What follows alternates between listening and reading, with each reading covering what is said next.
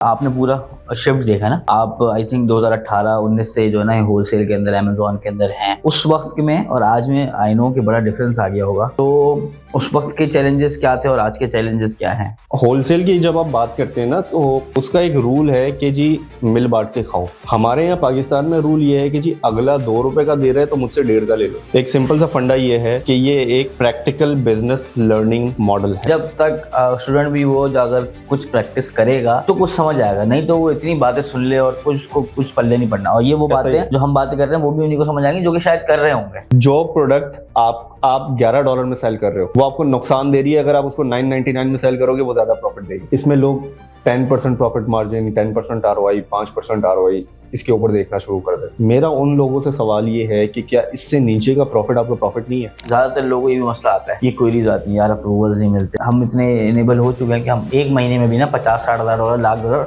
नए उड़ा सकते हैं हम ना। लेकिन उसकी वजह है ना कि पीछे डेटाबेस इतना इकट्ठा हो गया कि हम कर सकते हैं, और नए के लिए थोड़ा सा मसला होगा। जो स्टार्ट करना चाहते हैं सबसे पहले उनके लिए एडवाइस ये होगी कि पहले बिजनेस को समझ के एक छोटी अमाउंट से ट्राई करें। ये सिर्फ प्रॉफिट का बिजनेस नहीं है, इसमें नुकसान लाजमी है, लेकिन उस नुकसान के बियॉन्ड क्या है वो आपको सोचना है।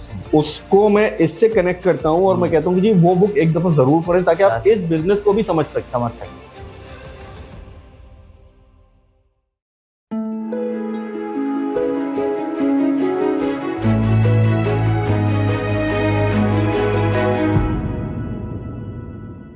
अस्सलाम वालेकुम वरहमतुल्लाहि वबरकातुहू। आज हमारे साथ जो शख्सियत मौजूद हैं उनका नाम मोइज़ ज़ुएब है और मैं उनसे हमारा ताल्लुक़ भी रहा है, बातचीत भी रही है। आप सब उनको जानते हैं, ई कॉमर्स सक्सेस पाकिस्तान के जो एक लीड ट्रेनर और ई कॉमर्स सक्सेस पाकिस्तान की एक बैकबोन अमेज़ॉन होलसेल की, वो हमारे साथ मौजूद हैं। और कोशिश करेंगे कि जाने इस फील्ड में कैसे आना हुआ उनका, और उसके बाद एक डिटेल अमेज़ॉन होलसेल की जो है ना वो लेयर बाय लेयर अंडरस्टैंडिंग भी करेंगे। कुछ ऐसे सवाल करेंगे जो कि जो एक्सपीरियंस सेलर्स हैं उनके लिए भी आसानी होगी, क्योंकि ये जो है वो शायद न्यूबी के लिए ना हो। सही है, ये ज़्यादातर जो हमारी बातें होंगी उनकी कोशिश होगी कि एक्सपीरियंस सेलर्स को जो इश्यूज़ आ रहे हैं हम उनके ऊपर बात करें। अस्सलाम वालेकुम मोइज़ भाई, कैसे हैं? खैरियत से हैं? वालेकुम सलाम हसन, बहुत बहुत शुक्रिया। जज़ाकल्लाह। मैं अल्हम्दुलिल्लाह खैरियत से। आप सुनाएं तभी तो। अल्हम्दुलिल्लाह अल्हम्दुलिल्लाह। मोइज़ भाई, अच्छा पहले ये बताएं कि इस फील्ड में, अच्छा यूसुफ भाई भी हैं, आप भी हैं, हुज़ैफा भाई भी हैं, तो होलसेल की तरफ आपका क्यों रुझान हुआ और क्या वजह बनी कि यार होलसेल आपको अट्रैक्ट? क्योंकि कल यूसुफ भाई आए हुए तो बोले थे यार मुझे इतना जो है ना वो उससे लगाव नहीं है ना, लेकिन आपका मैंने देखा कि आपका शौक भी, आप इस पे काम भी करते रहते हैं, तो ये इसमें कैसे आना हुआ? इसको आप इस तरह से कह सकते हैं चीज के जी शायद शुरू से मैं इन चीजों के अंदर था। मेरी लाइफ जर्नी जो रही है वो भी इन चीजों में रही है, तकरीबन शॉप मैनेज करना या होलसेल में लेके सेल करना, बेचना। दराज पे मैंने काम किया है, तकरीबन सिस्टम वही है। इसके अलावा मैंने अपना काम किया है, वही सिस्टम है, तो ऑटोमेटिक।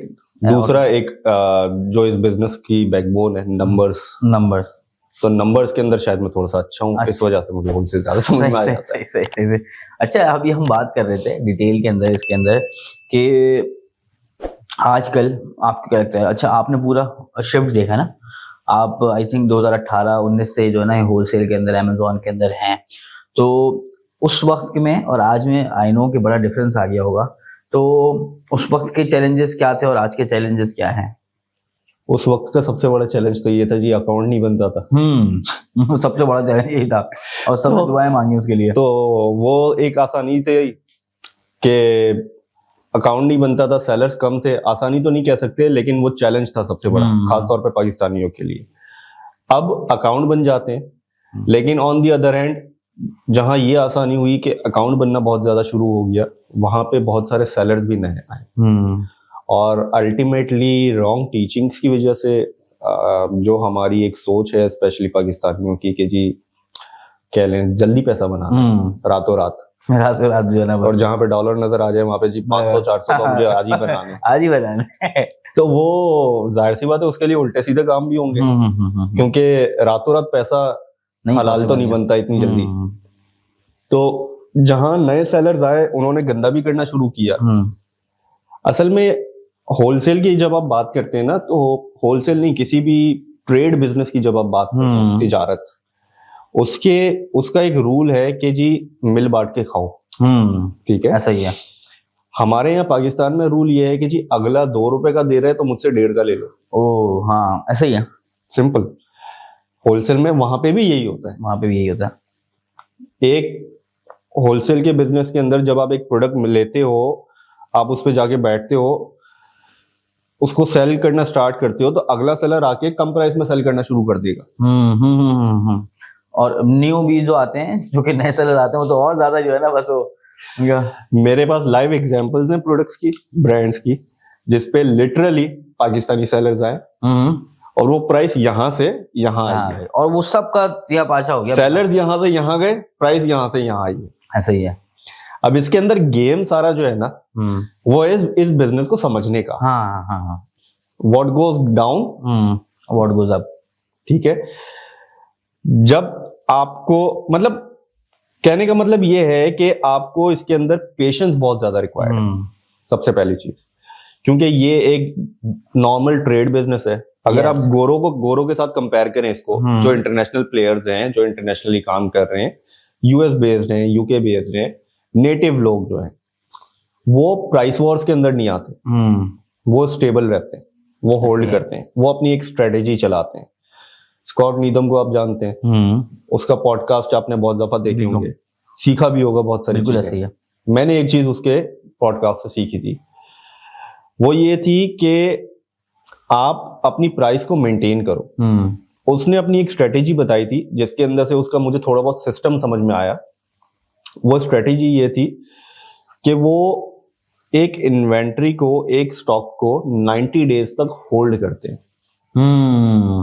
ठीक है, उससे मैंने एक चीज ये सीखी कि जब भी आप अपनी कोई लिस्टिंग करते हो ना अमेजोन पे, हम क्या करते हैं, जो करंट प्राइस चल रही है उसके ऊपर मैच करवा के उसको लाइव करवा, वो हमेशा हाई से स्टार्ट करते हैं, मैंने भी सुना था ये। हाई से स्टार्ट करो, जो स्टेबल प्राइसिंग है हाई से स्टार्ट करो, उसको वहां रहने दो।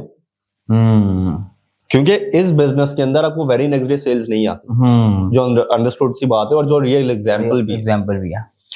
आप एक हायर प्राइस पे बैठो, उसको मॉनिटर करो। ठीक है, अपनी एक स्ट्रेटेजी बनाओ। देखो, जब आप प्रॉफिट मार्जिन कैलकुलेट करते हो, उसके अंदर 1 महीने की स्टोरेज आप ऑलरेडी लगा लेते हो। ऐसा ही है, सही है। बाकी का आपको पता होता है कि उसके बाद आपकी प्रॉफिटेबिलिटी कितनी है और किस प्राइस पे है। स्टोरेज भी आपको पता चल जाती है। 3 महीने की स्टोरेज आप ऑटोमेटिक कैलकुलेट कर सकते हो। मैंने आपको शुरू में कहा नंबर्स का गेम है सारा, अपने नंबर्स कैलकुलेट करो। ठीक है, आपको ये पता होना चाहिए कि आपको कब प्राइस ड्रॉप करके उसको इन्वेंट्री को कैश आउट करना है, या आप कितना होल्ड कर सकते हो। ऐसे ही है, अगर आप में होल्डिंग पावर है तो होल्ड करो, प्राइस गंदी मत करो। क्योंकि जब प्राइस गंदी हो रही है, आपको पता है कि इसकी सेल्स अच्छी है, तो sellers automatic out of stock लाजमी जाएंगे लाजमी। अंडरस्टूड सी बात है ना। लास्ट क्वार्टर की अगर आप बात कर रहे हो, लास्ट क्वार्टर में क्या गलती करते हैं सब, इन्वेंट्री जल्दी सेल हो जाती है। और अक्सर मैंने देखा है कि जो बड़े सेलर है ना, वो होल्ड करके मजे से बेचते हैं ना। और आपको, अच्छा, कुछ लोग शुरू में आपको समझ नहीं आता, अब भाई ये क्या पागल है क्या ये, अब ये 20 की प्रोडक्ट। अभी बीच में मैंने यही पोस्ट एक देखी थी कहीं पे, और उसने लिटरली ये बताया हुआ है कि जी अक्टूबर मिड से सेल स्टार्ट होती है। ठीक है, लोग क्या करते हैं, प्राइस वॉर में आके फटाफट इन्वेंट्री खाली करते हैं। The right time to sell is mid of December. हाँ, मिड ऑफ दिसंबर, क्योंकि बाकी सेलर्स तब तक आउट ऑफ स्टॉक हो चुके होते हैं।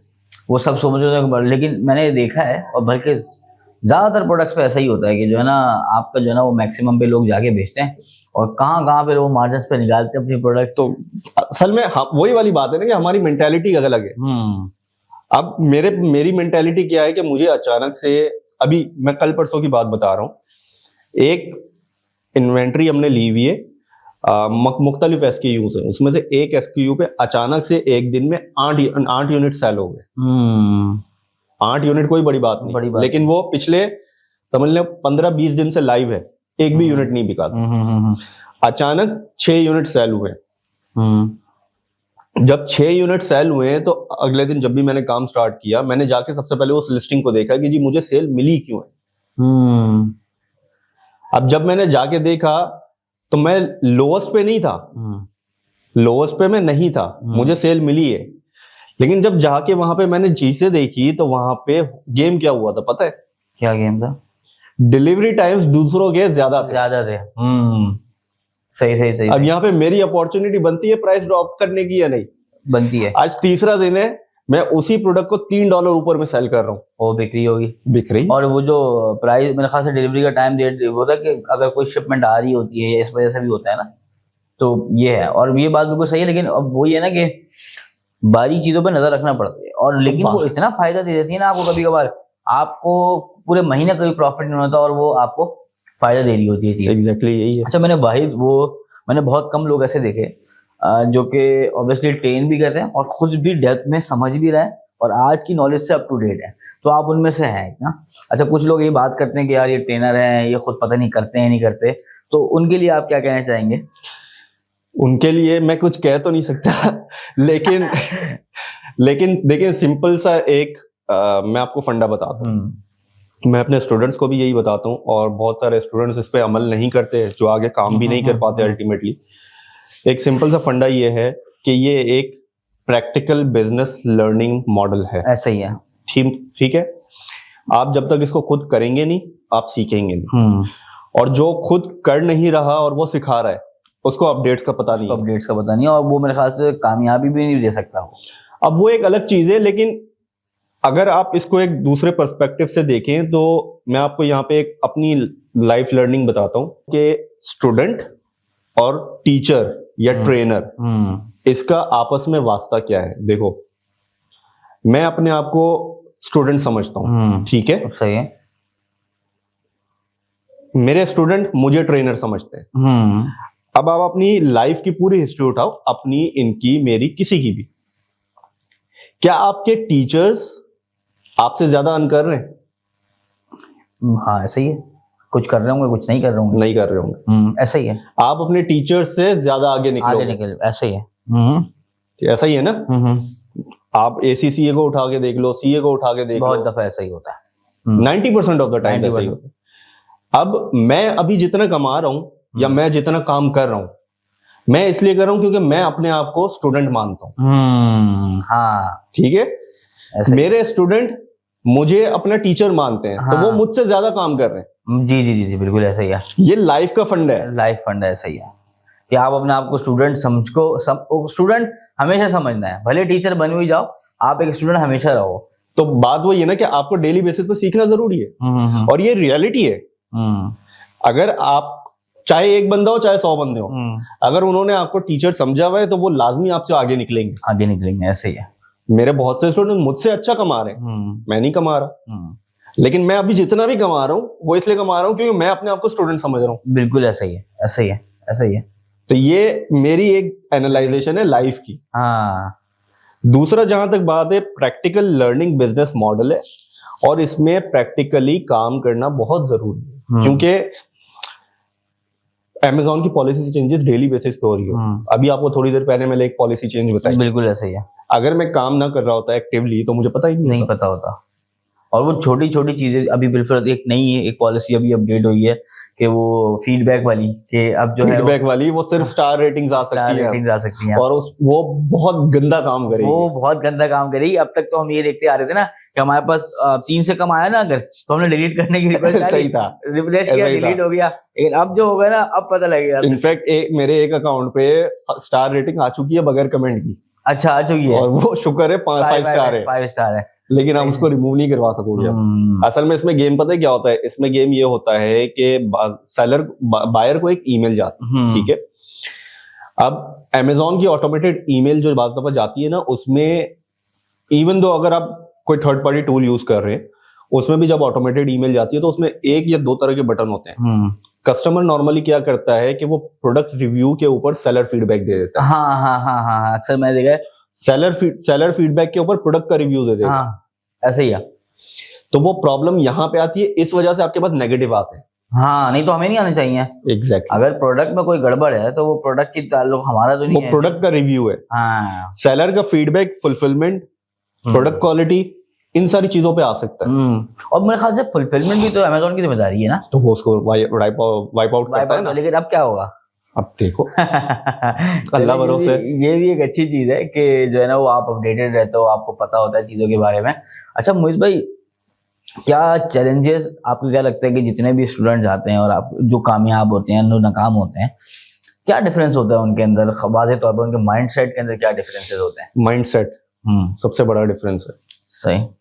इस बिजनेस को समझना जरूरी है। इस बिजनेस के अंदर आप प्रॉफिट्स के पीछे, आरओआई के पीछे, प्रॉफिट मार्जिन के पीछे नहीं भाग सकते। अव्वल तो लोग इस बिजनेस को कैलकुलेट करते हैं प्रॉफिट मार्जिन के ऊपर, जो बिल्कुल गलत है। ऐसा ये बिजनेस मॉडल कैलकुलेशंस चलती हैं इसके ऊपर, इसकी पूरी आरओआई के ऊपर। ठीक है, आपको रिटर्न कितना मिल रहा है, ऐसा ही है, वो बहुत इंपॉर्टेंट है। दूसरी चीज, लोगों का माइंडसेट क्या है। अब लोगों का वही वाली बात है कि इस बिजनेस के अंदर आपको नंबर्स में अच्छा होना बहुत जरूरी है, कैलकुलेशंस में अच्छा होना नंबर्स, ऐसे ही है। डेटा रीड करना आपको आना चाहिए। अगर आप डेटा रीड, कीपा के प्रॉफिट एनालाइजेशन, प्रोडक्ट एनालाइजेशन, ये सारा डेटा का गेम है सारा का सारा। सेलर्स कितने हैं, कितनी सेल्स हैं, किस तरह की प्राइसिंग चल रही है, सारा डेटा है। तो डेटा के, और इसका डेटा नंबर्स वाला है, सारा का सारा नंबर्स वाला है। प्रोडक्ट शीट्स आप स्कैन करते हो, नंबर्स हैं। कैलकुलेशंस आप करते हो, नंबर्स हैं। सारा गेम ही नंबर्स का है। इन्वेंट्री कितनी आई, कितनी गई, नंबर्स हैं, ऐसा ही है। तो नंबर्स के अंदर आपको हिसाब किताब में, आसान जबान में कहें तो हिसाब किताब में अच्छा होना बहुत जरूरी है। दूसरा, ये स्लो बिजनेस है लेकिन स्टेडी बिजनेस। ये आपको एक दिन में, 2 दिन में या 1 महीने में नहीं बना के देगा। एक स्टडी मैंने ऑनलाइन पढ़ी थी, मुझे नहीं पता एग्जैक्टली किसकी थी, लेकिन 100% एक्यूरेट है भी या नहीं ये भी मुझे नहीं पता। और उसके अंदर लिखा हुआ था कि जी, एक बिजनेस जब आप स्टार्ट करते हो ना, उसको कम से कम 6 साल रिक्वायर्ड है, जो उसका टेस्टिंग पीरियड है। 6 है या 5 एग्जैक्टली। अच्छा, मैंने इसके बारे में पढ़ा, 18 मंथ्स मैंने पढ़ा था इसके बारे में ना, तो खैर वो फिर भी 18 मंथ्स से तो ऊपर ही है ना। असल में वो पीरियड जो है ना, वो कहते हैं कि अगर आपने इतना टाइम सरवाइव कर लिया ना, तो फिर आपका बिजनेस लॉन्ग रनिंग के अंदर चला जाता है। ठीक है, लेकिन अगर आप इतना टाइम सरवाइव नहीं कर पा रहे, मतलब एक बिजनेस बिल्ड होने में आप इससे अंदाजा लगा सकते हो कि 5 से 6 साल रिक्वायर्ड हैं। ठीक है, अब यहां पे एक प्रॉब्लम ये आती है कि हमारे लोग जो हैं, जो सर्विसेज प्रोवाइड कर रहे हैं, ठीक है, वो 2 तरह के क्लाइंट्स है, एक पाकिस्तानी, एक नॉन पाकिस्तानी। पाकिस्तानी क्लाइंट फिर भी समझ जाता है, उसको $500-600 $1000 मिलेगा, वो समझ जाएगा। लेकिन जब इंटरनेशनल क्लाइंट की बात आती है, उनको ये वैसे ही समझ नहीं आता। वो कहते हैं कि जी हमसे बात करो 5000 10,000 पर मंथ की। ऐसा ही है, और उनके लिए ऐसे ही है, और वो स्टार्ट करना चाहते हैं 25-30 हजार से। हाँ, वो चीज पॉसिबल नहीं है, वो पॉसिबल नहीं है। क्योंकि अगर आप नंबर्स कैलकुलेट करो, तो आप अगर 10,000 की भी $10,000 का प्रॉफिट बनाना चाह रहे हो, तो आरओआई पे अगर इसको रिवर्ट कैलकुलेट करो तो कितनी इन्वेस्टमेंट चाहिए? मिनिमम $1,00,000 तो कम से कम है। और वो भी रनिंग वैल्यू। हाँ, ऐसा ही है कि अगर आपका कैपिटल है। अच्छा, मुझे एक और चीज बताइएगा, फर्ज आपने इसको कैलकुलेट किया कि यार हमें जो है ना वो $1,00,000 हमारा कैपिटल है, ये $50,000 कैपिटल है, तो कुछ लोगों को ये भी नहीं पता कि उसमें से यूटिलाइज कितना होता है। $1,00,000 में से यूटिलाइज कितना होगा आपको? काफी हद तक मेरी जो कैलकुलेशन है उसमें 40% के करीब लगभग जो होता है वो आपका सिर्फ पैसा पड़ा होता है कहीं ना कहीं। ऐसा है, जैसे कि सप्लायर के पास पड़ा हुआ है, अमेजोन के पास पड़ा हुआ है, इन्वेंट्री के मद में पड़ा हुआ है। मतलब वो जरूरी नहीं है कि अमेजोन पे हो, आपका पूरे कैपिटल का कुछ परसेंटेज जो है ना वो अमेजोन पे होता है, जो कि बिकने के काबिल होता है। बाकी का कहीं ना कहीं पड़ा हुआ होता है। ऐसा ही है। तो इसके बारे में बताइए, क्योंकि लोग उस पर अक्सर कैलकुलेशन करते हैं अपनी। इसमें देखिए, वो तो रोलिंग चल रही है ना। हाँ। कैश आपका रोल हो रहा है। ऑब्वियसली बात है कि कुछ इन्वेंट्री आपकी अमेजोन पे, कुछ अमेजोन में रिजर्व रखी हुई है, कुछ पे आउट के लिए फिक्स हुई हुई है। ऐसा ही है। कुछ सप्लायर को आपने पेमेंट की हुई है, कुछ आपके बैंक में है। तो कैश तो आपका पूरा रोल हो रहा है। आपको मैं बताऊं कि मैंने अपने 2 क्लाइंट्स को यहां तक फुल कर दिया है। उनके पास सैलरी देने के भी पैसे नहीं। कैश पूरा लगा हुआ है, और विच इज गुड। अब वो एक तरह से प्रॉब्लमेटिक भी है। हाँ, एक तरीके से प्रॉब्लमेटिक, और ये बहुत बड़ी प्रॉब्लम है।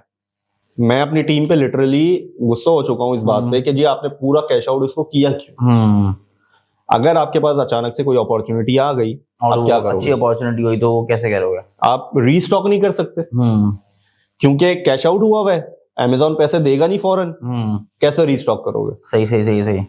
तो हमेशा कोशिश ये करें कि एटलीस्ट 25% ऑफ द वैल्यू आपके पास कैश में होनी चाहिए okay at any time. 25% of capital. Obviously, अच्छा क्योंकि आपको अब देखें इसके अंदर प्लानिंग जो करनी होती है ना वो इस तरह से करनी है कि नेक्स्ट पे आउट आपका कितने का बन रहा है उसके ऊपर नजर होनी चाहिए आपकी। आपके ऑर्डर्स क्या लाइनअप हुए हैं उसके ऊपर आपकी नजर होनी चाहिए। अब मेरे पास पूरा मंथली एक डाटा होता है कि जी हमने किस अकाउंट पे कितनी ऑर्डरिंग कर दी, ठीक है, तो वो हमें चलता हुआ पता चल रहा होता है। प्लस कैश फ्लो अलग एक मेंटेन हो रहा है कि जी अच्छा इसके अवेलेबल बैलेंस इसका इतना था, इतनी हमने ऑर्डरिंग कर दी, इतना अमेजोन से आना है, तो हमें पता है कि जी हमारे पास गुंजाइश कितनी है, कैश फ्लो कितना है। सही है। लेकिन अगेन उसके अंदर भी हम फंस जाते हैं।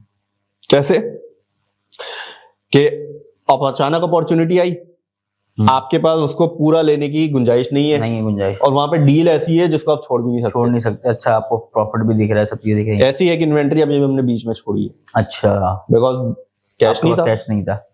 सही। अच्छा आप, और उस पे एक यूनिट पे $20 का प्रॉफिट था। ओहो, इतनी बड़ी अपॉर्चुनिटी मिस हो गई। मोहित भाई आपको ज्यादातर चैलेंजेस क्या लोग बताते हैं इसके अंदर, और क्या चैलेंजेस? प्रोडक्ट्स नहीं मिल रही। हाँ, हमें प्रोडक्ट्स नहीं मिल रही और हमें जो है ना वो इसके अंदर इश्यूज आ रहे हैं। सही है ना? तो अब ये मुझे बताएं कि ये वाकई मसला है या नहीं? नंबर्स का गेम है, इट्स ऑल अबाउट नंबर्स। सही है। लोग वही वाली बात है ना, मेंटेलिटी। लोग भाग रहे हैं हमें कम से कम $4 का प्रॉफिट तो हो। भाईजान स्टार्ट तो कर लो, स्टार्ट तो करो, अपना कैपिटल तो यूज करो, इस्तेमाल तो करो। अब आप देखिए इस बिजनेस के अंदर आपको सेम प्रॉफिट एवरीडे कभी भी नहीं हो सकता, चाहे आपके 1 लाख प्रोडक्ट्स हो। असल में लोग इसको इस तरह से लेते हैं। मैं देखें एक सिंपल सी एग्जांपल है, आपकी एक दुकान है, ठीक है, आपकी एक दुकान है, उसमें आपने नफे वाली चीज भी डाली हुई है और नुकसान वाली आपने नहीं डाली, लेकिन वो अल्टीमेटली आपको नुकसान दे सकता है, ठीक है। अब अगर आप बोलो कि मेरी दुकान में सिर्फ टूथपेस्ट मिलता है, शायद गलत एग्जांपल है लेकिन टूथपेस्ट मिलता है और कुछ जहन में आ नहीं रहा, तो क्या आपके पास डेली बेसिस पर कितने लोग आएंगे सिर्फ टूथपेस्ट लेने? मतलब बहुत ही मेरे ख्याल से एक पर्टिकुलर मार्केट होगी उसकी, कितने साइज के। और आप इम्तियाज को ले लो, उसके पास डेली कितने लोग आते होंगे? ऐसे ही है, huge number of SKUs, variety, number of products जितनी ज्यादा हो उतना अच्छा है। कस्टमर ये नहीं वो नहीं, ये कुछ ना कुछ तो लेगा। हर प्रोडक्ट के ऊपर आपको सेम प्रॉफिट नहीं होगा, तो ये कंबाइन होके पूरा चलता है। अच्छा, दूसरा जो आपने इशू रेस किया कि जी प्रोडक्ट्स नहीं मिलती, अब उसमें मेरी जो ज्यादातर स्टूडेंट से बात होती है, लोगों से बात होती है, मैं उनसे पूछता हूँ कि जी आप क्राइटेरिया क्या लगाते हो, आप देखते किस तरह से, वो तो बताओ। तो उसमें मेरे पास अजीब से जो है वो रिप्लाई आते हैं। कोई कहता है कि जी हम जो है वो सेल्स रैंक का फिल्टर लगाते हैं, 25,000 मिनिमम और 60,000 मैक्सिमम। तो मैं सोचता हूँ यार 25,000 मिनिमम क्या मतलब, इसके नीचे की प्रोडक्ट्स अच्छी नहीं होती? 60,000 मैक्सिमम मतलब 1.5 लाख पे आप नहीं जा सकते। तो भाई मैं खुद वो प्रोडक्ट सेल कर रहा हूं जो 1.5 लाख के रैंक पे है, उसमें मार्जिन अच्छे होते हैं। ऐसा ही है, अपॉर्चुनिटी आप कहां पे ढूंढ रहे हो? ऐसा ही है। अच्छा, एक आपको मैं छोटी सी इसके अंदर जो है ना वो गेम बताता हूं। मैंने अपना शीट स्कैनिंग का और एनालाइजेशन का प्रोसेस पूरा चेंज कर दिया। मैंने इसको जो है ना वो पूरा एक लेंथी प्रोसेस बना दिया, लेकिन उसके अंदर मुझे रिजल्ट्स बड़े अच्छे मिले। अब वो नहीं कह रहे कि सेलर्स जमा करके सेलर से आप निकाल? नहीं, मैंने जो गेम खेला ना, मैंने ये एनालाइज किया काम करते करते कि यार हम शीट को स्कैन कर रहे हैं, शीट स्कैन करके हम फिल्टर्स लगा देते हैं उसी शीट पे, यार प्रॉफिटेबल प्रोडक्ट्स आ जाए, सारी चीजें हो जाए, लेकिन हम उसकी नेक्स्ट साइड नहीं देख रहे। सेम यूपीसी के ऊपर मल्टीपल एसिन्स होते हैं।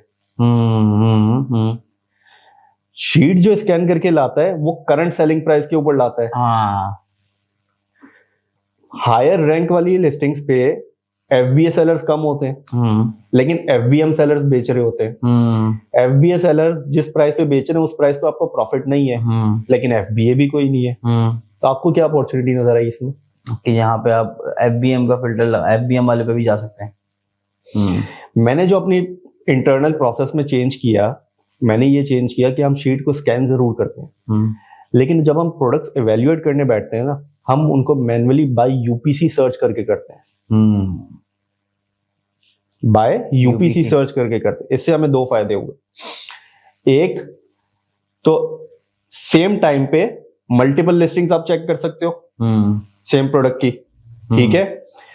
वो लिस्टिंग्स ऑलरेडी स्कैन शीट में आती हैं, ऐसा नहीं है नहीं आती, आती हैं, लेकिन मैंने अपना काम एक तरह से आसान कर दिया कि एक ही दफा में एक प्रोडक्ट की 4 लिस्टिंग मैं चेक कर लूंगा।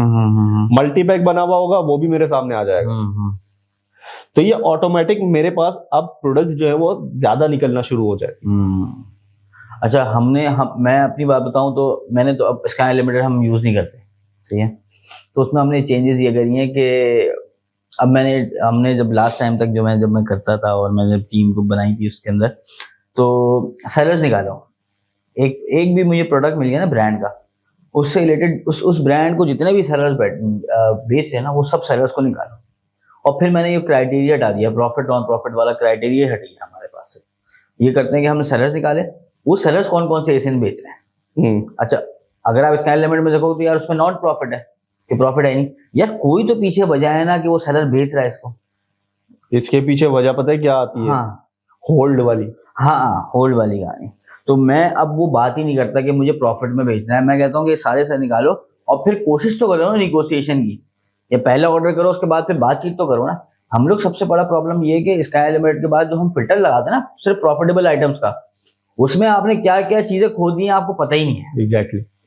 और उसकी वजह ये है कि क्योंकि हर स्टेज का ना अलग अलग, आप शुरुआत में तो बताते हैं एक ट्रेनर या फिर चीजें बताते हैं चीजें आसान करने के लिए। देखिए, वो बताने का मकसद ये नहीं है कि वो गलत है। हाँ, वो गलत नहीं है, वो अपनी जगह पे बहुत अच्छा है और आपके लिए आसानी है स्टार्टिंग के अंदर। लेकिन अब देखिए, मैंने आपको कहा ना कि ये प्रैक्टिकल लर्निंग बिजनेस है। हाँ, ठीक है। हाँ। अब मैंने आपको एक चीज बताई कि आपको 25,000 से 60,000 पे जाना है, ठीक है, लेकिन आपका अपना दिमाग तो है, ऐसा ही है। आप उसको आगे पीछे जाके चेक तो करो। क्योंकि एक हफ्ते में, एक महीने में, एक साल में ये बिजनेस नहीं, दुनिया में कोई ऐसा बिजनेस नहीं है जो A to Z आपको कोई भी सिखा सके। ऐसा ही है, क्योंकि डेली बेसिस पे चेंजेस आ रही है, डेली बेसिस पे पॉलिसीज अपडेट हो रही है, नई नई चीजें ला रहे हैं। आपको पता है Amazon ने AI भी इंटीग्रेट कर दी है, पता है आपको? नहीं, मुझे नहीं पता इसके बारे में। जब आप नई लिस्टिंग क्रिएट करते हो, आप AI से पूरा कंटेंट जनरेट करवा सकते हो, Amazon खुद ही ऑप्शन दे रहे हैं। अच्छा, इसका नहीं पता मुझे। क्या देखे ना कितनी चीजें अपग्रेडेड होती आ रही हैं। और मैं जब बताऊं कि आज से 3 साल पहले इश्यूज नहीं थे, अब देखें ना, अब आप देखें, अब एक और चेक लगा दिया कि भाई जो इन्वेंट्री मंगवा रहे हो पहले उसको ऐड करके देख लो, उसकी शिपमेंट बन रही है देख लो, अब नॉट अवेलेबल में तो नहीं जा रही वो देख लो। अब तो इतने मसले आ गए। तो अब मैं भी ये कहता हूँ कि जरूरी नहीं है कि जिसने जो आपको लकीर के फकीर ना बने, आप बिजनेस करने निकले हैं, आप कोई स्कूल या कॉलेज में नहीं है अभी, तो ये चीज है। मैंने अभी एक रिसेंटली इशू फेस किया है। मैं एक प्रोडक्ट को सेल कर रहा था और प्रोडक्ट बहुत अच्छी सेल हो रही थी, ठीक है, हमने और इन्वेंट्री भी ले ली। मेरे आखिरी 2 अकाउंट्स उस पर बचे हुए थे उस प्रोडक्ट पे, और उसमें पंगा ये आया कि Amazon ने कुछ पंगा डाला है। अब Amazon उसकी न्यू इन्वेंट्री मुझे भेजने नहीं दे रहा। हाँ। कोई मसला नहीं है, कोई मसला नहीं है Amazon पे, ना हेजमत का इशू है, ना रिव्यू में गई हुई है, कुछ भी नहीं। वो Amazon के सिस्टम में बग आया हुआ है। Amazon कहता है कि जी इसकी डिटेल्स अपडेट करो। अपडेट क्या करना है? कुछ भी नहीं है। केस भी खुलवाया Amazon के साथ, सब कुछ किया। अब इसके अंदर मैंने क्या गेम खेला? मैंने ये किया कि उसी प्रोडक्ट की एक और लिस्टिंग बनी हुई थी, रैंक था उसका 2.5 लाख, उस पे आगे बैठ गए। मैं उस पे जाके मैंने सारे अकाउंट का माल उस पे डाल दिया। अब 2.5 लाख पे सेल्स क्या आएंगी? जीरो आएंगी। अब मैंने उस पे क्या गेम किया? मैंने ये गेम किया कि एक स्टोर को रखा नीचे, बाकी सबको रखा ऊपर। उससे मैंने चला दी PPC। ओके, PPC चला दी। PPC चलाई तो अल्टीमेटली अब उस पे सेलर सारे मेरे ही हैं फिलहाल। अभी वो लिस्टिंग इस पोजीशन में है कि महीने के जहां पे 0 सेल्स थी, अभी उस लिस्टिंग पे महीने के 20-25 यूनिट्स की सेल्स आ रही है। एक अकाउंट मेरा लॉस में है, सही है, क्योंकि उससे फुल फ्लैश PPC चल रही है, तकरीबन 200-250 के ऊपर की PPC चल चुकी है। उसके अगेंस्ट मुझे सेल्स भी मिली है, लेकिन वो अल्टीमेटली प्रॉफिट्स में है। लेकिन on the other and listing का रैंक नीचे आ रहा है। और जो कि आपके लिए नेक्स्ट मतलब फायदेमंद है आगे चल के। अब यहाँ पे मैं कहाँ पे फंसा हुआ था, मैं चाहता तो ऑर्डर कैंसिल कर सकता था, ठीक है, लेकिन ऑर्डर कैंसिल करने से मेरा एक नुकसान होता, मेरे सप्लायर का अकाउंट जाता, सप्लायर का अकाउंट भी जाता है, आपकी रेपुटेशन भी खराब होती है। एग्जैक्टली तो ये है, तो ऑल्टरनेट वेज मिल जाते हैं, खुद निकालने पड़ते हैं। अभी हम बताएं, मैं बताऊं आपको, हमारी भी इन्वेंट्री एक थी, वो बड़ी अटकी हुई और वो सब चीजें कर रही, हमने उसके ऊपर डिफरेंट मल्टीपल डिस्काउंट लगा, अब और वो जो है ना मैप जो है ना वो करने नहीं दे रहा था। अब हमने उसकी पोटेंशियल, क्योंकि वो हमें एक्सक्लूसिव कर रहा था, मतलब अपने सेलर्स डाउन करके 4 सेलर्स उसमें हमें उसने रखा, उसकी अभी वर्किंग चल रही थी कि ट्रांसपेरेंसी कोड अभी आएगा और वो सब चीज़ें वर्किंग, बट हमने तो मतलब आगे की सोच के हमने तो बाइंग कर ली यार, अब तो हम आने आए और हम बेचेंगे, तो बाइंग अच्छी खासी हो गई। और उस पर हुआ ये कि फिर मैप भी है, मैप भी नहीं तोड़ सकते, क्यों, अच्छा मैप और भी तोड़ रहे हैं, लेकिन हम क्यों नहीं तोड़ रहे, क्योंकि हम उसके एक्सक्लूसिव सेलर्स में आ चुके हैं, सही ना। वो बोलेगा यार तुम एक्सक्लूसिव सेलर्स में आने के बाद भी तुम ये हरकतें कर रहे हो, तो अब हमारे पास कोई ऑप्शन ही नहीं, करें तो करें क्या। फिर हमने क्या किया, मैंने टीम को बोला मैं डिफरेंट डिस्काउंट्स लगाओ, कभी ये लगा के देखो, कभी वो लगा के देखो, कभी वो लगा के देखो, उससे सेल आना शुरू हो गई। कभी 50% ऑफ लगाया, कभी 20, अच्छा उसमें मार्जिन हमारे अच्छे थे, हम 50% ऑफ भी दें तो हम ब्रेक इवन कर रहे थे उसके ऊपर, सही है। तो ये भी करके देखा, ये भी करके देखा, उसमें ये हुआ कि तेजी से इन्वेंट्री निकलना शुरू हुई हमारी। अच्छा 2 है, ऐसा नहीं है कि आप लोग भी ये करें, सेलर आपको, सेलर जो है ना वो जो मैप आपको दे रहा है वो आपको ज्यादा दे इस चीज की कि भाई तुम डिस्काउंट लगा लो, भले मैप नहीं गिराना, तो वो तो सही है, लेकिन कुछ सेलर्स को इस पे, कुछ सप्लायर्स को इस पे भी इशू होता है कि आप जो है ना मैप के बाद डिस्काउंट लगाने परमिशन लेना जरूरी है, ताकि अच्छा ये क्यों करना है, उसको लॉन्ग टर्म करने के लिए करना है कि यार हमारा आगे उससे रिलेशनशिप बन रहा है। तो कुछ लोग जल्दबाजी, वही वाली बात है ना, इसमें जल्दबाजी पॉसिबल नहीं है, इसमें लॉन्ग टर्म बिल्डअप नहीं कर सकते। इसमें देखो अमेज़न पे 2 तरह के डिस्काउंट्स हैं जो बहुत अच्छे चल रहे हैं, एक है कूपन्स, एक है prime exclusive discount. Prime exclusive discount थोड़े टाइम पहले लॉन्च हुआ है, ठीक है, और ये मुझे स्कॉट से पता चला था। अच्छा, दोनों में फर्क क्या है, दोनों में क्या अच्छा है बताओ। मेरे ख्याल से प्राइम एक्सक्लूसिव भी हो सकता है और कूपन भी हो सकता है, डिफरेंट कंडीशंस के ऊपर। मेरी जो एक्सपीरियंस है ना उसमें मैं चेंज कर करके देखते रहता हूँ। दोनों में अच्छा क्या है ये बताओ, ये आप बताएं, मेजर डिफरेंस बताओ। मुझे इसके बारे में नहीं पता। नहीं पता? नहीं, मुझे नहीं पता। जब आप कूपन्स चलाते हो, कूपन्स मिनिमम 5% पे भी चल जाता है, पहली चीज, ठीक है, आपकी सेलिंग प्राइस के ऊपर। कूपन्स पे पर रिडेम्पशन आपको 60 सेंट चार्ज होता है। हाँ ऐसे ही है, ठीक है। प्राइम एक्सक्लूसिव पे आपको रिडेम्पशन का कोई चार्ज नहीं होता। प्राइम एक्सक्लूसिव ज्यादा फायदेमंद है। अच्छा, इसको मैं बैक एंड पे देखूंगा, नंबर्स के क्या इसके बैक एंड पे जो ना वो चीजें आ रही हैं। प्राइम एक्सक्लूसिव में बहुत फायदा है। सही। अच्छा अब ज्यादातर लोग, प्लस वो सिर्फ प्राइम सेलर्स के लिए, प्राइम बायर्स के लिए होता है, प्राइम बायर्स के लिए होता है, कूपन हर किसी के लिए। हाँ। तो कूपन में आपको सेल्स ज्यादा लैंड हो सकती है, लेकिन आप हर रिडेम्पशन के 60 सेंट दे रहे हो। अच्छा कूपन में एक और गेम है, ये भी मैंने स्कॉट की एक पोस्ट में देखा था। कूपन में गेम ये है कि कूपन क्लिप 1000 लोग करेंगे। हाँ ये बात सही है आपकी कि कुछ लोग फुल प्राइस पे ही बाय कर लेते हैं। एग्जैक्टली। ज्यादातर लोग मैंने देखा है कि वो जब ऐड टू कार्ट के बाद एंड तक जाते हैं ना, तो वो भूल जाते हैं या उनके दिमाग में रहता नहीं है कि वो कूपन लगा। लेकिन इसका अब एक गेम हो चुका है। अच्छा, इसको अमेज़न ने अब रिसेंट जो अपडेट किया है उसमें कूपन आपका ऑटोमेटिक ऐड हो जाएगा, ऐड हो जाएगा। अभी देखिए ना, मैं एक और बात करता हूँ, सब इससे रिलेट करेंगे। वो बीच में इशू नहीं आया था वो SNL वाला। सब जो है वो अपनी प्रोडक्ट SNL में डाल के बेचे जा रहे हैं। तो इसमें भी गेम है, इसमें भी गेम है, ऐसे ही है। आपने रेफरल फी स्टडी की है अमेज़न की? रेफरल फी स्टडी करी है। कितने परसेंटेज है ग्रोसरी के ऊपर? ग्रोसरी पे आई थिंक 13% है, 13% है। और अगर आप $10 में सेल करो तो? कम है। आई थिंक वो 10% से भी नीचे है, 8%। हाँ, तो इसमें भी आप खेल सकते हो। हाँ, इसमें भी खेल सकते हो। जो प्रोडक्ट आप $11 में सेल कर रहे हो, वो आपको नुकसान दे रही है, अगर आप उसको 9.99 में सेल करोगे वो ज्यादा प्रॉफिट देगी। हाँ ऐसे ही है। तो मुझे ये भी बताएं कि प्रोडक्ट एनालिसिस में लोग ज्यादातर गलतियां करते क्या हैं? ज्यादातर गलतियां ये करते हैं कि सबसे पहले तो जो क्राइटेरिया वो फिल आउट करते हैं, ठीक है, जैसे प्रॉफिट मार्जिन, ROI और BSR। BSR को तो मैंने थोड़ी देर पहले आपको बताया कि आप किसी भी BSR पे जा सकते हो बेस्ड ऑन प्रोडक्ट की सिचुएशन क्या है। इसके बाद सेकंड जो सबसे बड़ा फैक्टर आता है वो आता है ROI और प्रॉफिट मार्जिन का, ठीक है। इसमें लोग 10% प्रॉफिट मार्जिन, 10% ROI, 5% ROI इसके ऊपर देखना शुरू कर देते हैं। मेरा उन लोगों से सवाल ये है कि क्या इससे नीचे का प्रॉफिट आपका प्रॉफिट नहीं है? सिंपल है ना, आपको इन तो हो। आप जब तक इन नहीं होगे, बस समझे कि इसमें ये भी एक चीज और मैं यहाँ पे ऐड कर दूं कि जितनी अर्से तक बैंक में पैसा पड़ा हुआ है ना तो फजूल है।